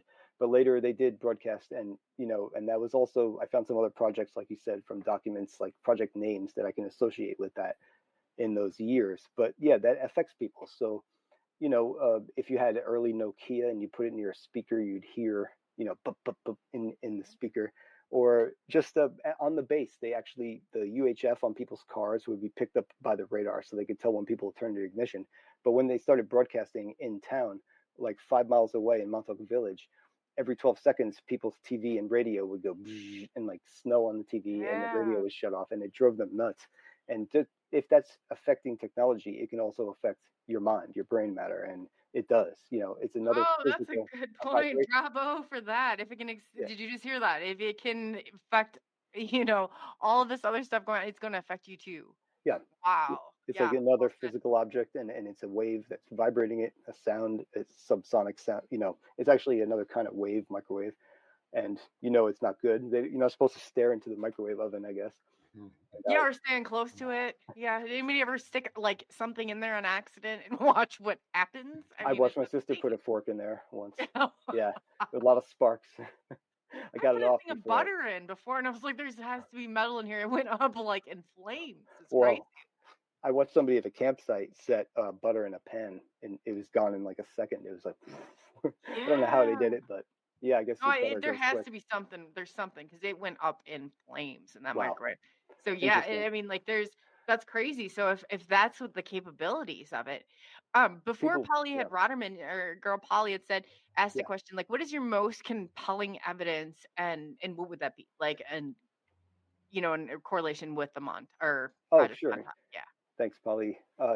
That's a cool question too, because like any one thing on its own is cool and it helps like directly back it up. But when you find, like, my favorite thing is a circumstantial case where you have like 8 things in a circle around the topic and they all line up and they all like match in dates. And then like you present those all together and it's like, I mean, how can you'd have to, it's a great way to do it, because in this kind of thing, it's very hard to get direct evidence on anything. It's been destroyed, it's been lost to time. But when you could find things they kind of overlooked, and then they all line up and overlap them all into one like subtopic of this. That's my favorite thing, kind of when that all works out. So yeah, but it's a That's cool question amazing. That's an because there is amazing. Yeah. like there's different parts of Montauk, so like there would have to be a really good piece of evidence for each thing, like time travel, mind control. Time travel will be the hardest, obviously. There's nothing but speculation. I can't find anything super solid on anything, but mind control is one. I could definitely build a case on certain things, and the paranormal stuff. Some of that's backed up pretty well with history and events that line up. I mean, so there's some cool parts like that, and then there's some mysteries that just are so deep and hard to wrap your head around, or at least to find any evidence for. Like it's not hard to wrap your head around, but you try and you try, but it's I don't know. That's one of those things I don't think we're going to find anything really solid on. I unfortunately probably not until the years to come. If anybody knows anything Yeah. about Project Bluebeam, when they went in for it, they were trying to destroy everything that was on paper. Wow. So Yeah. that's going to be huge. Polly also had another. She's got great questions. Sure. What details should she pay attention to in her own experience in order to realize in a Oh. lot of us, and I can speak for myself too. It's like there's something there. There's something more there. These people are using the same book or same play, different book type Yeah. deal. So if you think in getting to the bottom of this, kids were there, right? People were there. Yeah. They were doing experiments. Yeah. What should somebody like going back on the things that you talked to with the people or things that maybe somebody, who's she's in a different country. She's located totally in a different country Sure. than she even grew up in, but she's right in the heart of everything in Israel. So Yeah. I guess in speaking, because like I said, the Mossad and CIA, they are all hand in hand here. What type of things do you recommend like people look for in their own lives or some of the patterns that you've seen? Sure. Like the synchronicity is always like the first thing you think of because it ties into so many things. But when you like that ties into following your gut and your intuition. So if you keep seeing something repeating or you just have that inner feeling like this is actually important, pay attention to this and don't let your logical side start. The first thing you're going to do is start making excuses and explanations logically why that can't be the case. But that first thought, when you feel those things, especially when there's the synchronicities during the day, the same day where like something else happens and it's like a sign, but it's like it lines up. How many times is it a coincidence if you believe in them? Once, but you keep seeing it 3 times is too much. I mean, so that's just following those and don't ignore them. That's like one thing I noticed with, like, I don't know, it could tie into everything Montauk as well. If you believe in other dimensions, it could be a time slip or deja vu, something that just ripples and, tells you don't take this path or this timeline path at this moment because I guess follow your innermost thoughts and that first thing you think sometimes, or at least if it's a warning, always take it seriously. At least like if you feel not to do something, that's something to listen to. Maybe not so much as doing something, but whatever it is, I think you should listen to that. Maybe I don't know if that's a good answer, but That I hope inner voice. it No, does. it tugs at you though. It tells you, hey, Hmm. something's not right here. You might not know what it is, but there's something not right here. Yeah, something that basic, like we know, but we kind of are either blind to it, or we have filters, or we forgot how to realize, or there's something we're missing, obviously, because we all have that ability, but we've all experienced little bits of it throughout life, different things, something along those lines. And so I think that's something that's like an unpolished part of us, or maybe we used to have it, but who's to say we can't refine that and bring it back, just by not ignoring it a little bit, I guess. That's so true too. That's so true. If you're like he's saying, and I think we all know too, it's like, uh, so somebody else had Virginia Cryptid and Paranormal Research. Shout out to you. EMF is all around us, and it affects your brain patterns and waves. So they're asking, hey, is this a question like with the EMF fields, especially the paranormal? You're measuring, I'm Absolutely. sure you know the yeah.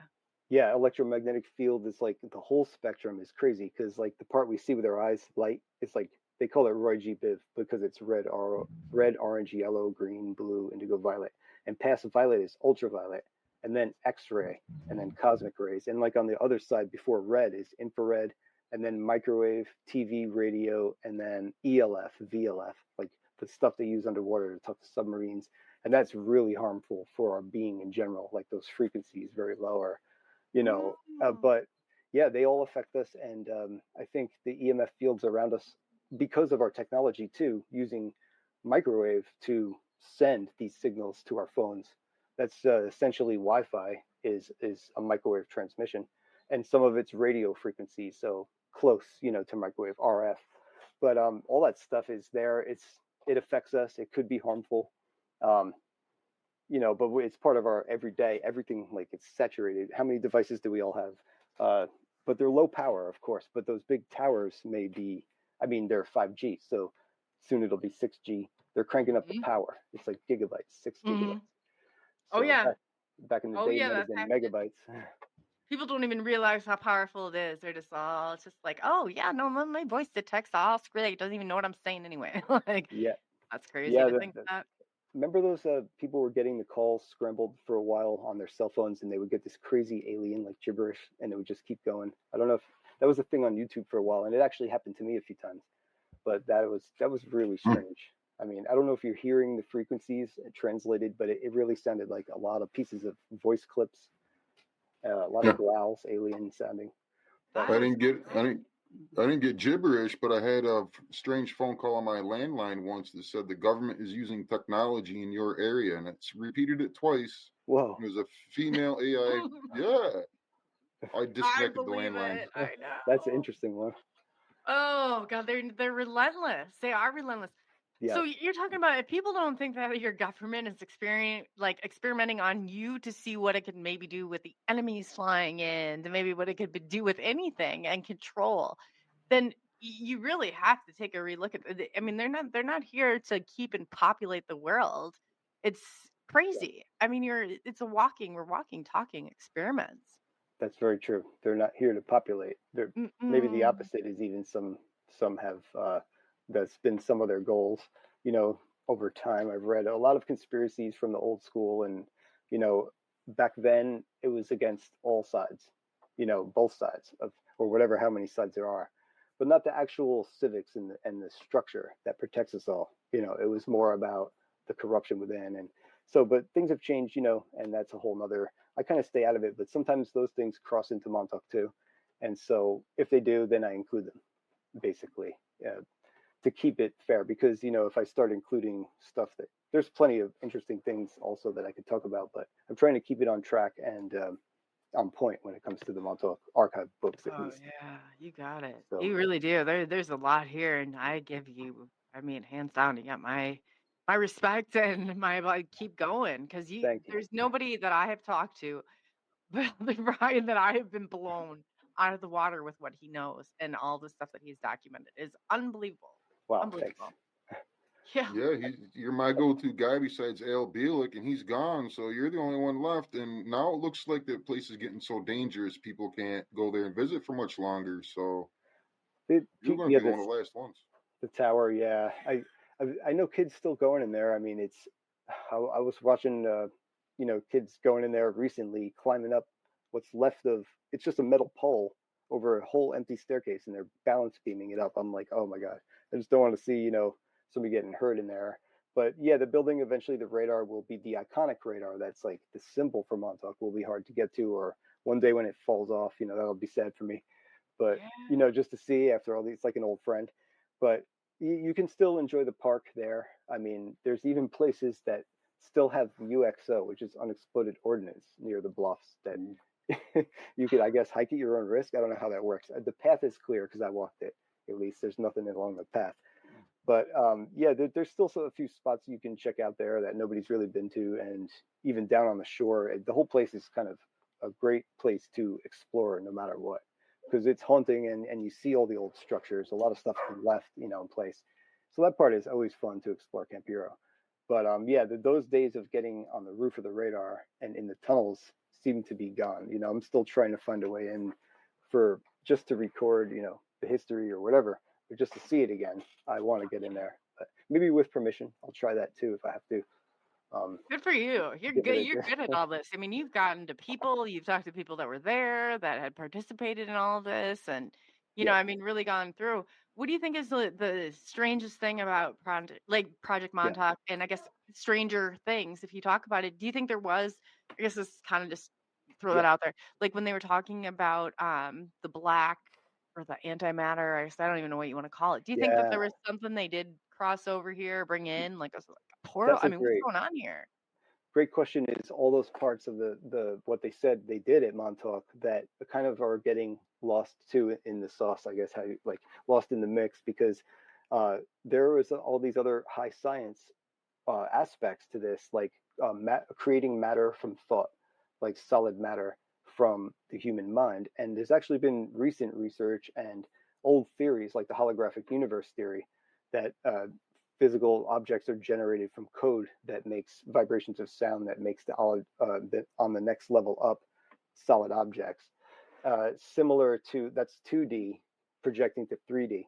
So if we're 3D beings and we manifest something in the 4D for it to happen, which is like all time or whatever. So like, and then backwards, it goes as a shadow or light.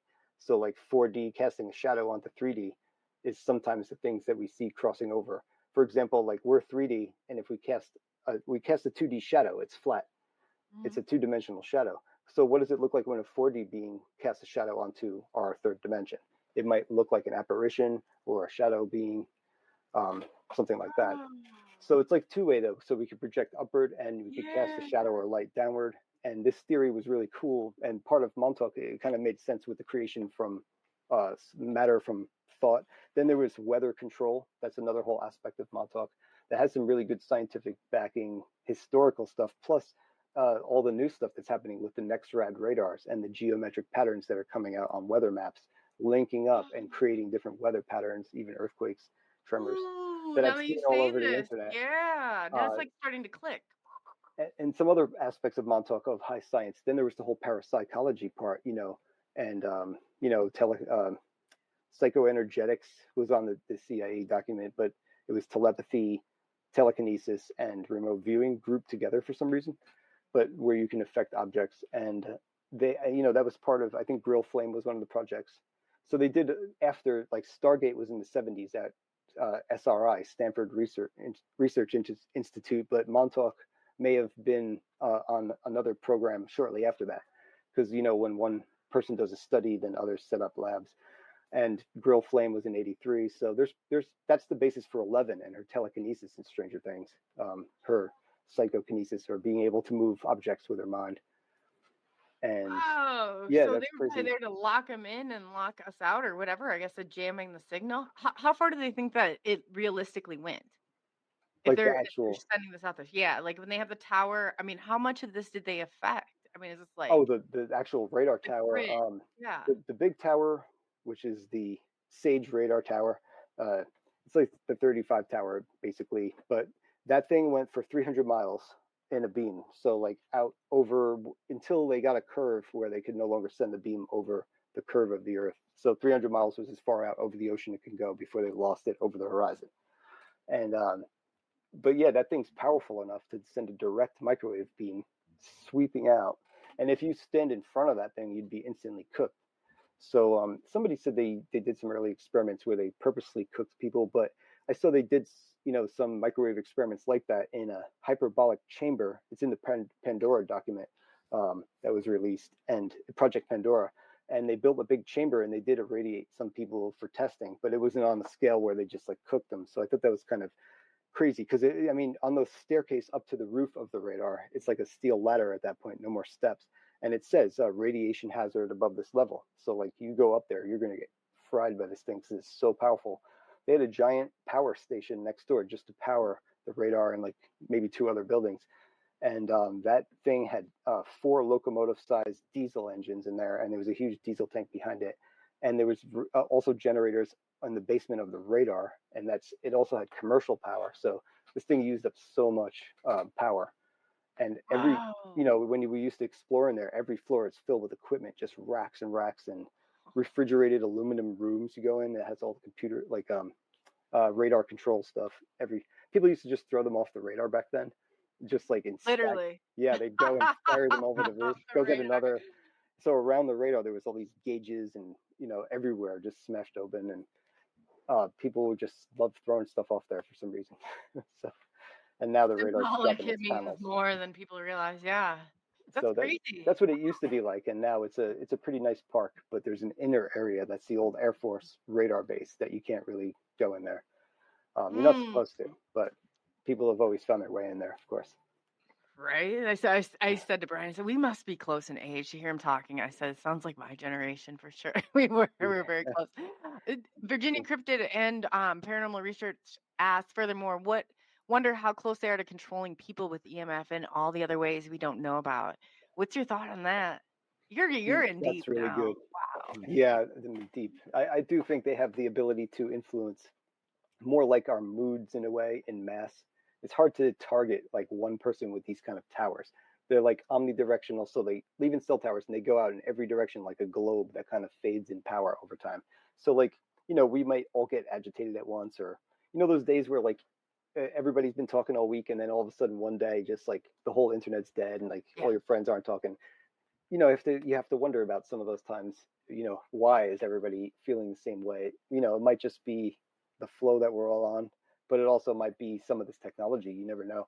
And as far as Wi-Fi, the things they can do to affect our lives by information is insane, because now household routers and other devices can cross their Wi-Fi maps, and they can literally see where our bodies are, because it's the only thing that the Wi-Fi is not going into. So you see like the outline of no Wi-Fi in the human shape, down to like details, really good details of our bodies, and you I can heard see that. what we're doing, walking. Yeah, it's crazy. And then they're all relaying info, and just Mhm. AI using some of this stuff is wow, that's a bad combination. So I agree. I agree. please, I just think God, it's like some of this they can't, but they don't seem to be communicating well with one another. Like Gemini off of doesn't seem to be communicating with. So that's yeah, I think our saving grace. But that is, you're right. yes, yes. Yeah, all the different companies and Hmm. profit part of it is keeping their secrets, company secrets. And yeah, that is a saving grace, because if there was like a, what is it called,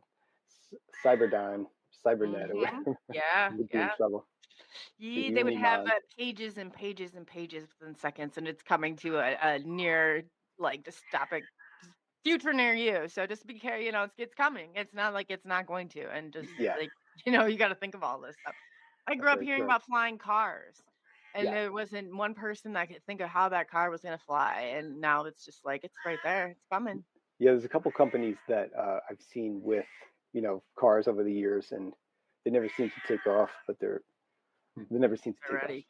Yeah. I didn't mean it Right. like that, but they never seem to really become successful, or what. I don't know what happens to them, but some of them look pretty cool and almost Back to the Future, like one or two of them. It's But crazy. a lot of them just look like a drone that you can sit into. Hmm.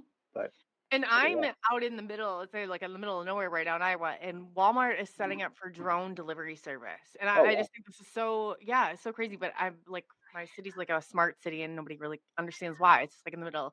And wow, it's like, so if we're setting up for drone service for our groceries and stuff here at Walmart, I mean, this stuff is right around the corner. yeah, Um, definitely. our girl Polly Rodderman too, she said, are these projects generational? Are the kids or are this people's kids tracked also? Do you think this is like something within in what you're seeing? Like, do you see it run in a family? Is there some sort of timeline to this? Or Yeah, definitely. There's definitely family connections, and especially by how some of the people enter the project. Not all of them are pulled off the street. Like the stories really focus on a lot of the runaways, homeless people that wouldn't be missed. But there was also people whose family careers, or military children. They call them yellow tags. That if they were brought into a special program by their parents, kind of offered up for testing in a way, but in a more yeah. human kind of, compared to the people they pulled off the streets. But they would also select people and watch them by their ability to learn differently. So that was like GATE in the Gateway program, which is another Army and CIA document that was also like matched in the school system as GATE hearing tests. We all had those. Like they pull you out of class, 2 kids at a time, and give you the tones, and those are binaural beats. So we're looking for kids who learn differently, and it was for hearing impaired as well, because that's also included as learning differently. So they were looking for these people that have different patterns of learning, Oh and wow. keeping tabs Okay. on them over the years, and watching what they're going to do, and potentially bring them in some other way later. You can entice somebody. um, you can bring somebody in with incentives, or through a mentor, or through a handler, or an inspirational, could be a dating aspect. It could be any way that they could bring people in voluntarily first, before, like at first they grab people, but they started becoming more refined and more, finding ways to do it more efficiently. And you don't have to destroy all, like some of the people that they probably accidentally did away with were probably good candidates, and they probably realized these mistakes, like thinking like an evil mind controller for a moment. I imagine that they tried to refine their techniques and make them, not better Accessible to because it's everybody. worse, but yeah, Mhm. yeah. Yeah, they have to So get a range here. you They're can only not imagine. everybody that was there is going to fall into this category, but that's how they're going to figure out what your general pop is going to do. They're Yeah, testing everybody. There's yeah. just not a segment of this population that's not being manipulated. And It's crazy. they had eyes and ears in every institution, so it could be religion, business, and military and school, and that's how they find people and follow them over the years. And family line and genetics did have a major part of it, of course. I think on Long Island they had Cold Spring Harbor where they discovered DNA, and they also, back in the pre-World War II years, were messing with eugenics. So I mean, there's a long history of high science and military all over Long Island, and these people definitely shared ideas and worked with each other, integrated. There was a lot of paperclip sites. So I mean, yeah, there was some crazy stuff that they tried, and I'm sure they kept all the stuff that worked for them. They didn't throw it away when they learned it. So you can only imagine the things that they can do. But yeah, I mean, all that stuff. There's a lot to it, and there's a lot of good. There's so many people that have felt involved, and it's almost like the Montauk effect, I would call it, in a sense, because Oh, like even if somebody, like, I'm just making that up, but there's people no, that, yeah, makes sense though. yeah, because there's even people that just read the story for the first time that don't know anything about this, they start having dreams about it after a couple of times, or they feel involved, or just something about it that kind of draws people in. And there's something to be said for that, because I've heard that so many times from so many people that may be a thing. Maybe it has some kind of memory of a time that changed or something. Who knows what it is, but there's something that people do feel. So you can't just write off that part of it, because I've heard it so much. I've heard it so many times over the years that I kind of believe that there is something to it all.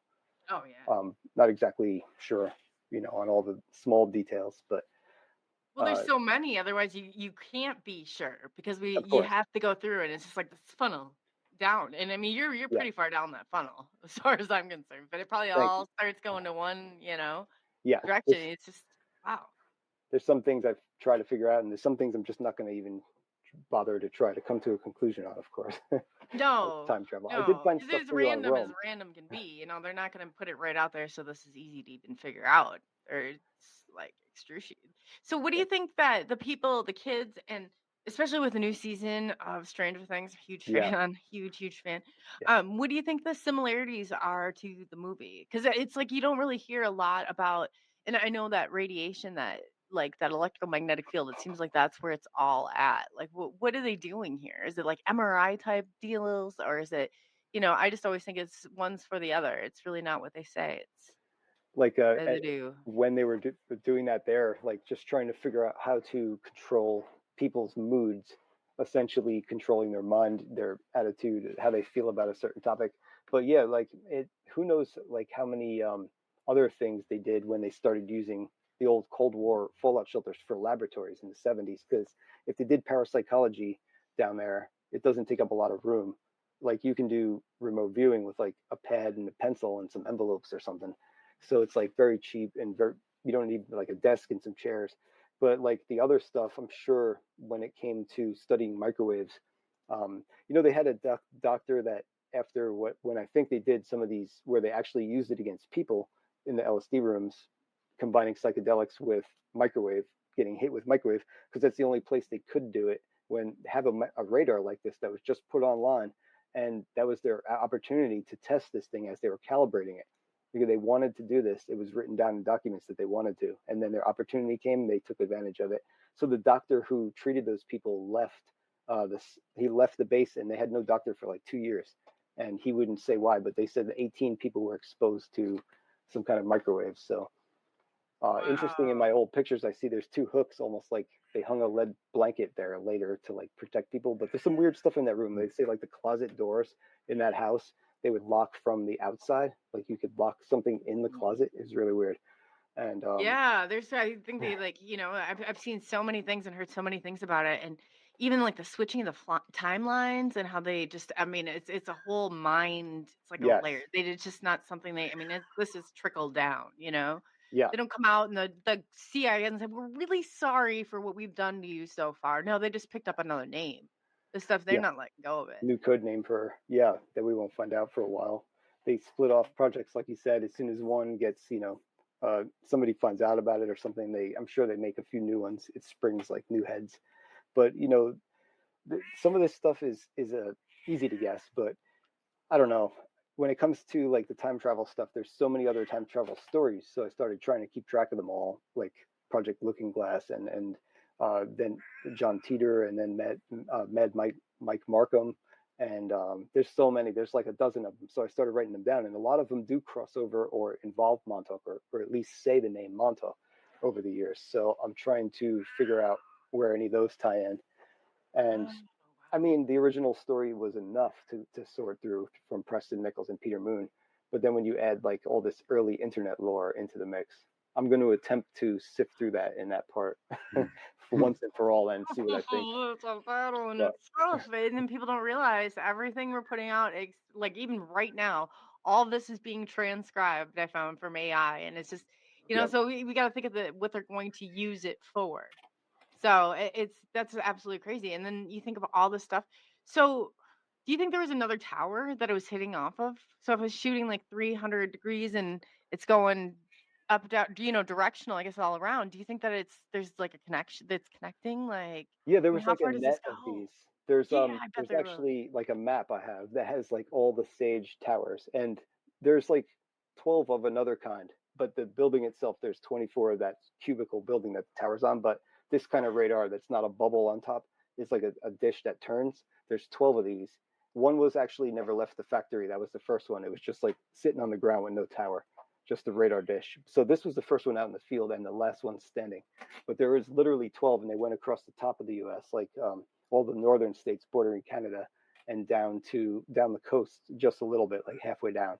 And I think there was one down in Louisiana, and that was like the net for the U.S., like the whole country. And that was why that was the very beginnings of the internet, because they had to communicate this data across these systems and then to each other. It's kind of crazy. But Wow, we're yeah, like an AI learning. yeah, Wow. well, some part of the legend said that the system underneath Montauk became self-aware at one point. I bet So it I believe it. did. yeah, and that makes sense for some of the stuff that we've seen over the years and heard on our videos. In the 90s videos, one day, I think it's the 95 video, the entire day, like in increments of time, you keep hearing this crazy transmission, and it sounds frantic, like the voices are kind of distorted, and they sound like somebody's like, it sounds like an emergency message, and it's like over a radio. So it sounds like you hear the effect of like a voice over a radio. But they're like, there's one part of it, he's like, go, go, go. They says something, and then you hear this guy saying, go, go, go. And it just, this over the day, it's the same exact message. And it's when we stop talking on the video and like people stop kicking stuff on the floor, you hear this thing come through every once in a while. So I was trying to isolate it and boost it and hear what they said, but I feel like it's this transmission that's on just like auto repeat down there somewhere in like some destroyed part from that day when the base went up, Wow. went down in flames essentially, or flooded.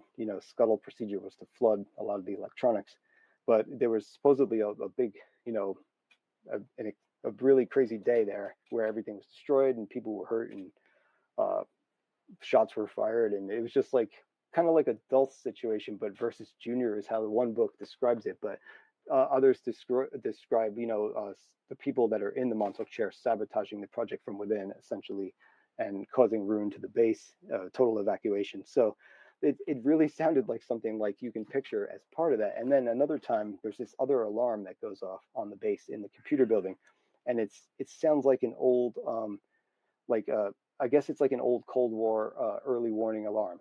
And I looked up some old black and white footage, and I found something similar. But when I first heard it, we had these papers that we found that were like food records for the base, lots of food, like thousands of dollars, and billed to 1987. And it said Montauk Air Force Station.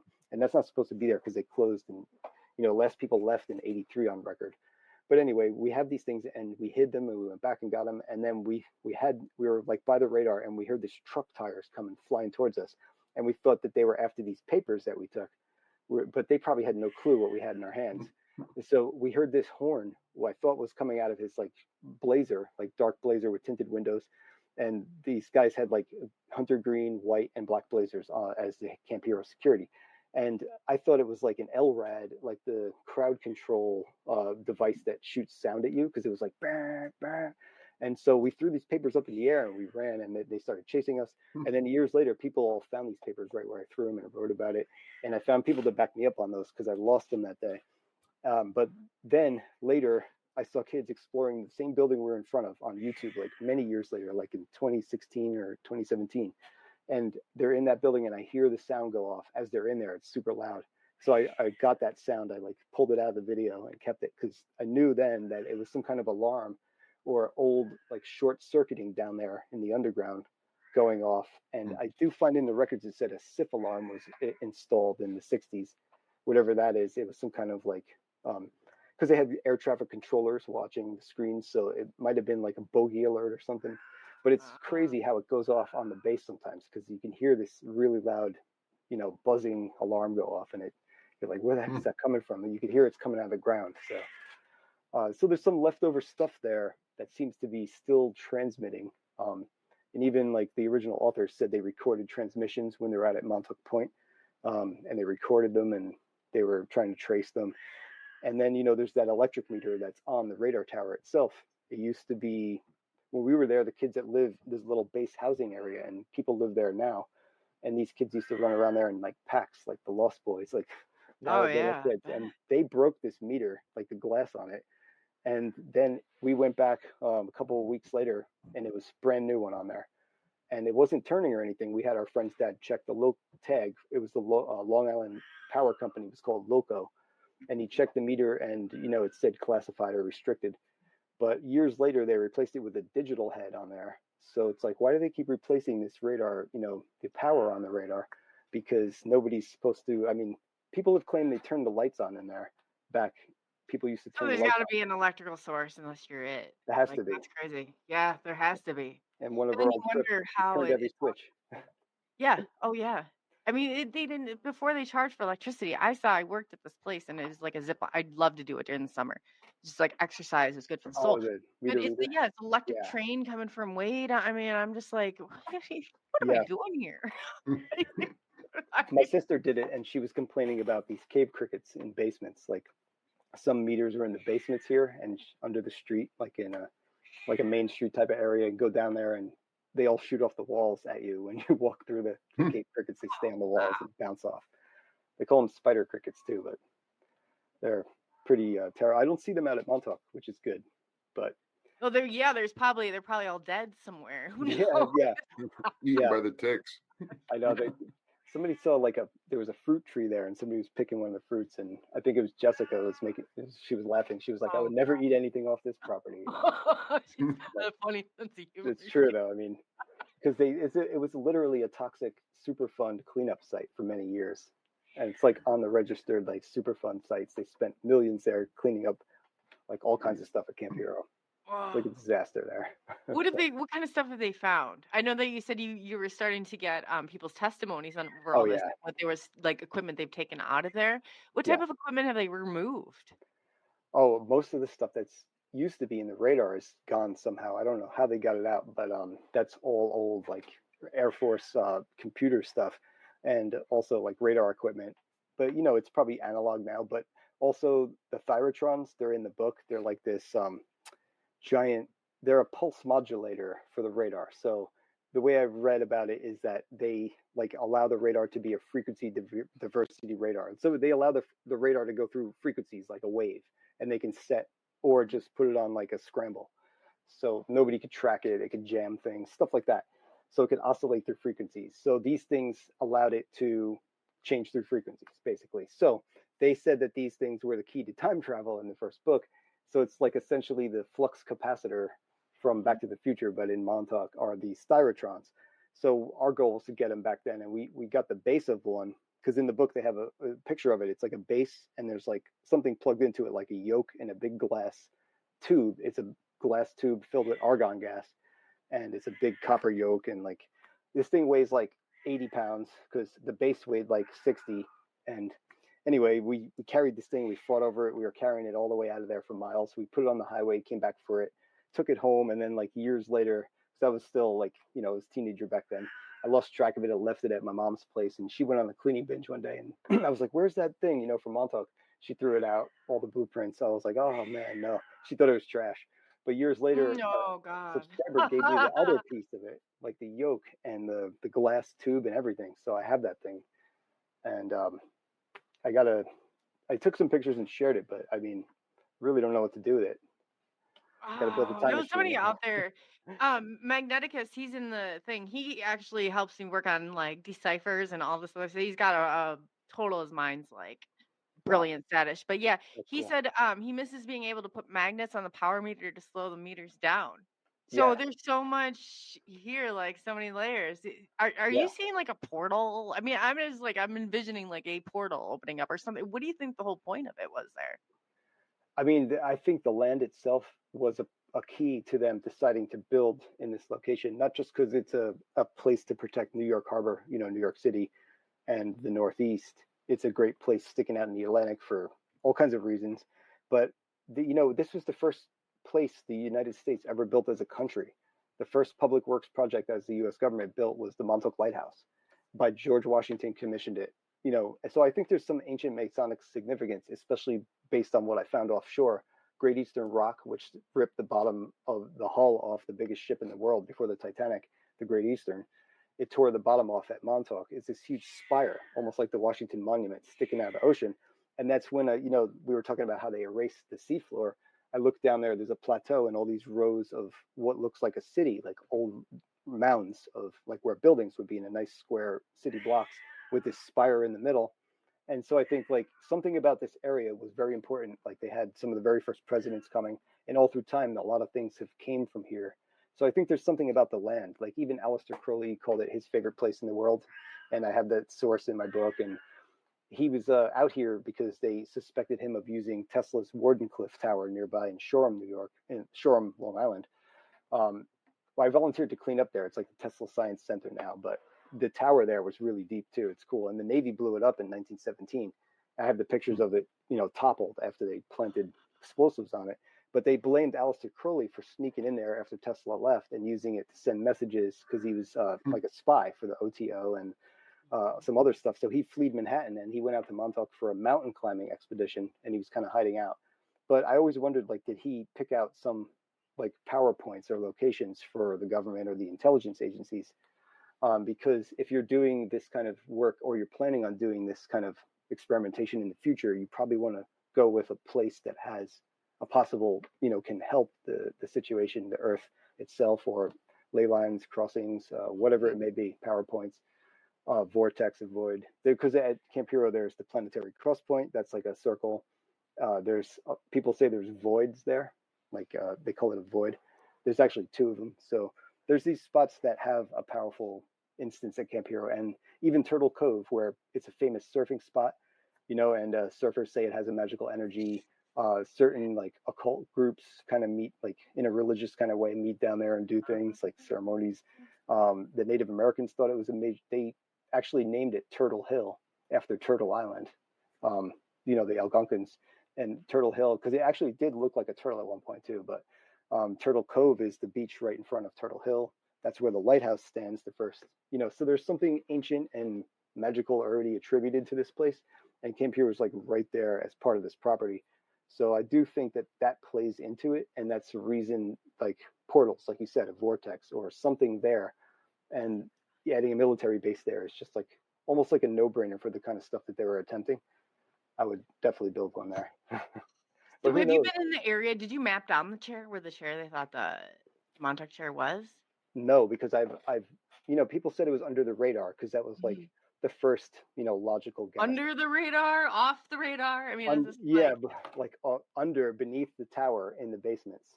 So they said there was a deep underground base right below the tower, but as far as I understand, like it would be a little different.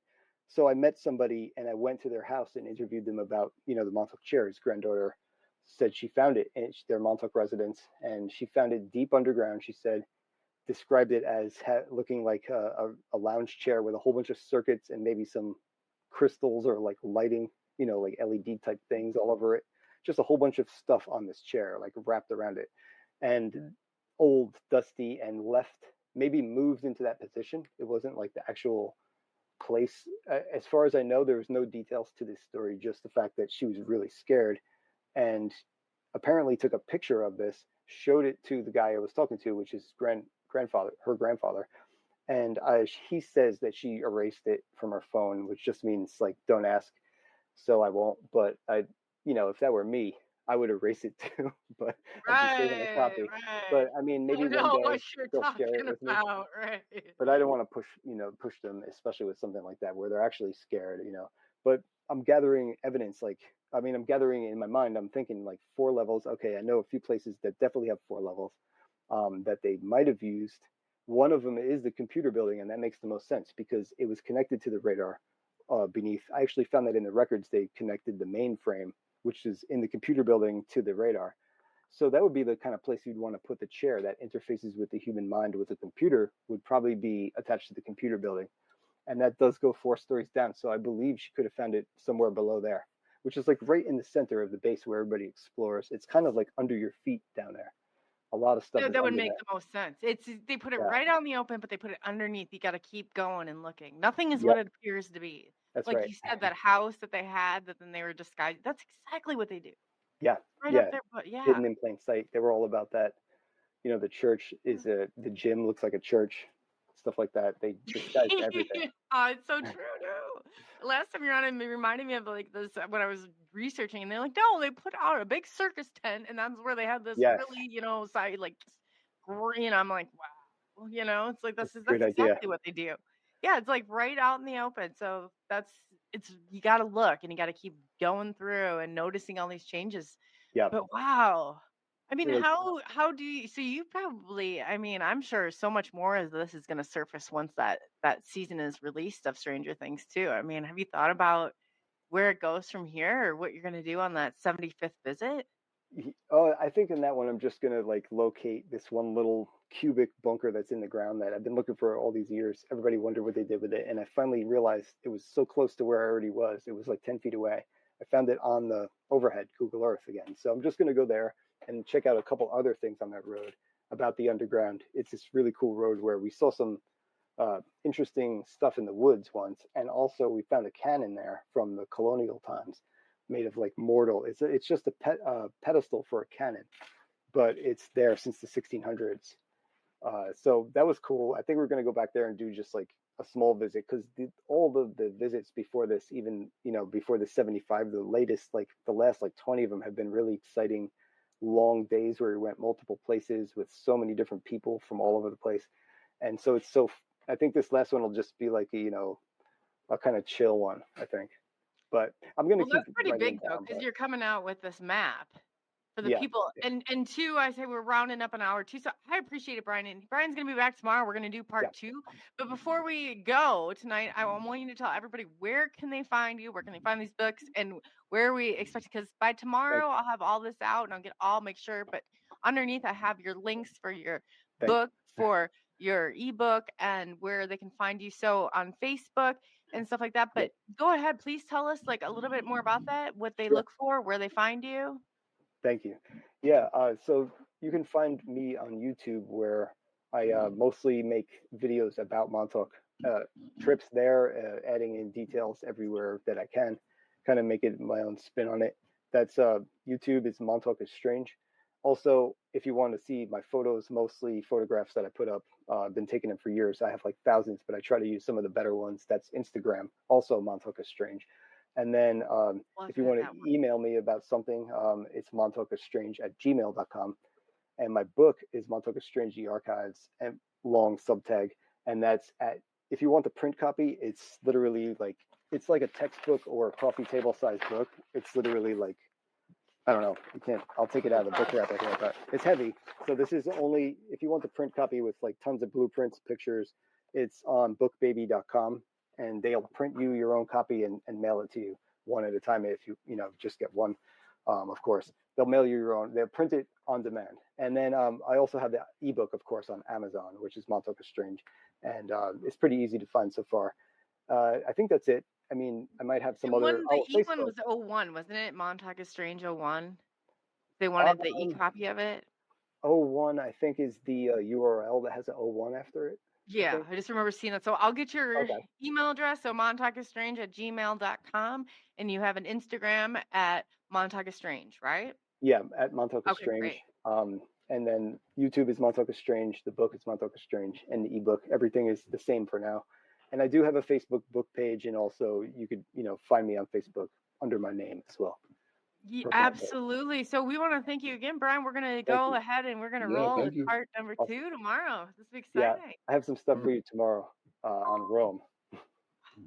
Oh boy. Yeah. Great. Yeah. I'm waiting. Okay, cool. Well, thanks again. We'll Awesome. see you Thank you so tomorrow. We'll much. go ahead. But yeah, Brian is absolutely wonderful. He has blown me away with all the research and everything. Rodney, are you near him? Aren't you I'm in central New York, right in the middle of New York State. It's about 3 hours. He's closer to Pine Bush than I am. And I can't wait. You said he's going to talk about Rome, New York tomorrow. He's got me hooked up. I can't wait. Oh, yeah. That's dangling the carrot, isn't it? It But yeah, really is.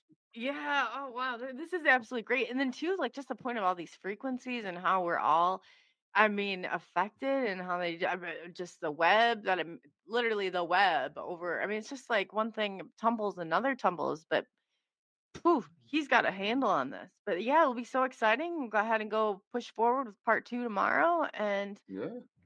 poof, that was great. Yeah, this is great. Well, everybody, thank you for watching and thank you for taking the journey into the unknown with SNX Radio. And we will be back and see you tomorrow night.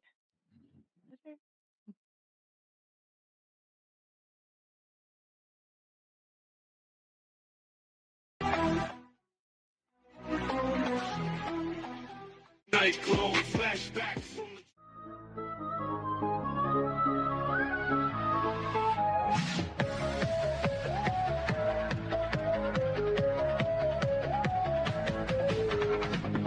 In the still of the night when shadows creep, whispers of secrets and silence seep. Chloe's voice cuts through the dark, guiding us where the mystery spark. A journey awaits far from our home, through realms unseen where wild thoughts roam. With experts aligned, their truth to share, unfolding the fabric of cosmic despair. Take the leap, step into the night. With SNX Radio, we will ignite a symphony of strange where the bass drops low, journeying deep where the unknown flows.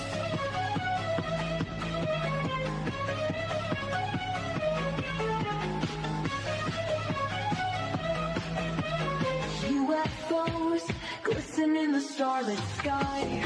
ET whispers, look up, don't be shy. Paranormal tales woven into fate, as Coley invites us to contemplate.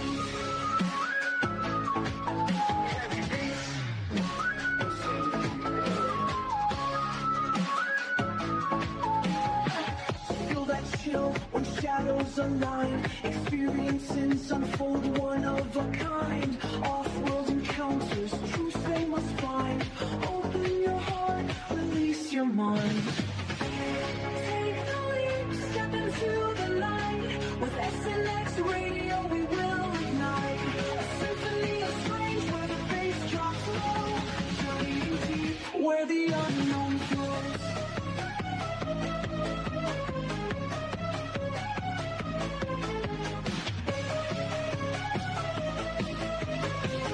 Life beyond the veil of sight, what secrets kept from our human plight. Coley's conversations stir the thread, an awakening call for the living and the dead.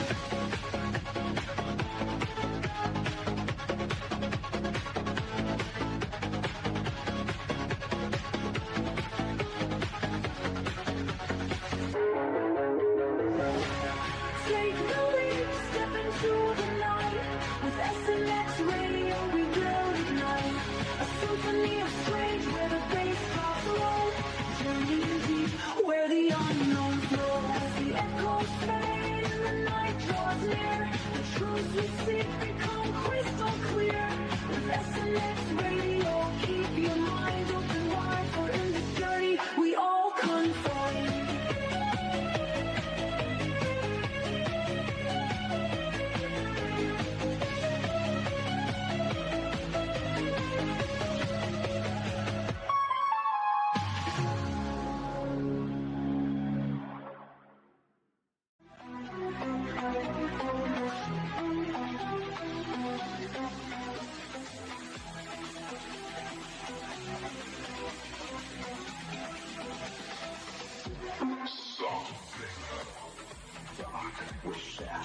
play. Whispers of secrets that lead us astray. Lights in the sky, they flicker and fade. Questions arise and truths are betrayed. Echoes of voices from ages long past. Glimmers of knowledge ready to last. Chasing the night where the wild is roam. Are we alone or are we headed home? Mysteries, dances in the dark. UFOs shining, igniting the spark. Aliens calling from faraway lands. Cryptids and Sasquatch, just take a chance. Illuminate the skies and break down the walls. Secrets unraptured, ancient calls. Together we rise, we won't be alone. Exploring the unknown, it's time to be shown. In every heartbeat there's a story untold. In the stillness, the mysteries unfold. Off-world entities drifting through time. Paranormal whispers so hauntingly sublime. In the silence of night, there's magic to find. Embrace the enigma, let go of your mind. Eyes in the woods, they dance in the mist. Cryptids and legends, a chance we can't miss. Conversations with experts unravel the threads, connecting the tales of the living and dead. From the depths of the ocean to the stars are high, the stories we chase will never die. Every encounter creates and remakes the fabric of life intertwined with mistakes. Mysteries, dances in the dark. UFO shining, igniting the spark.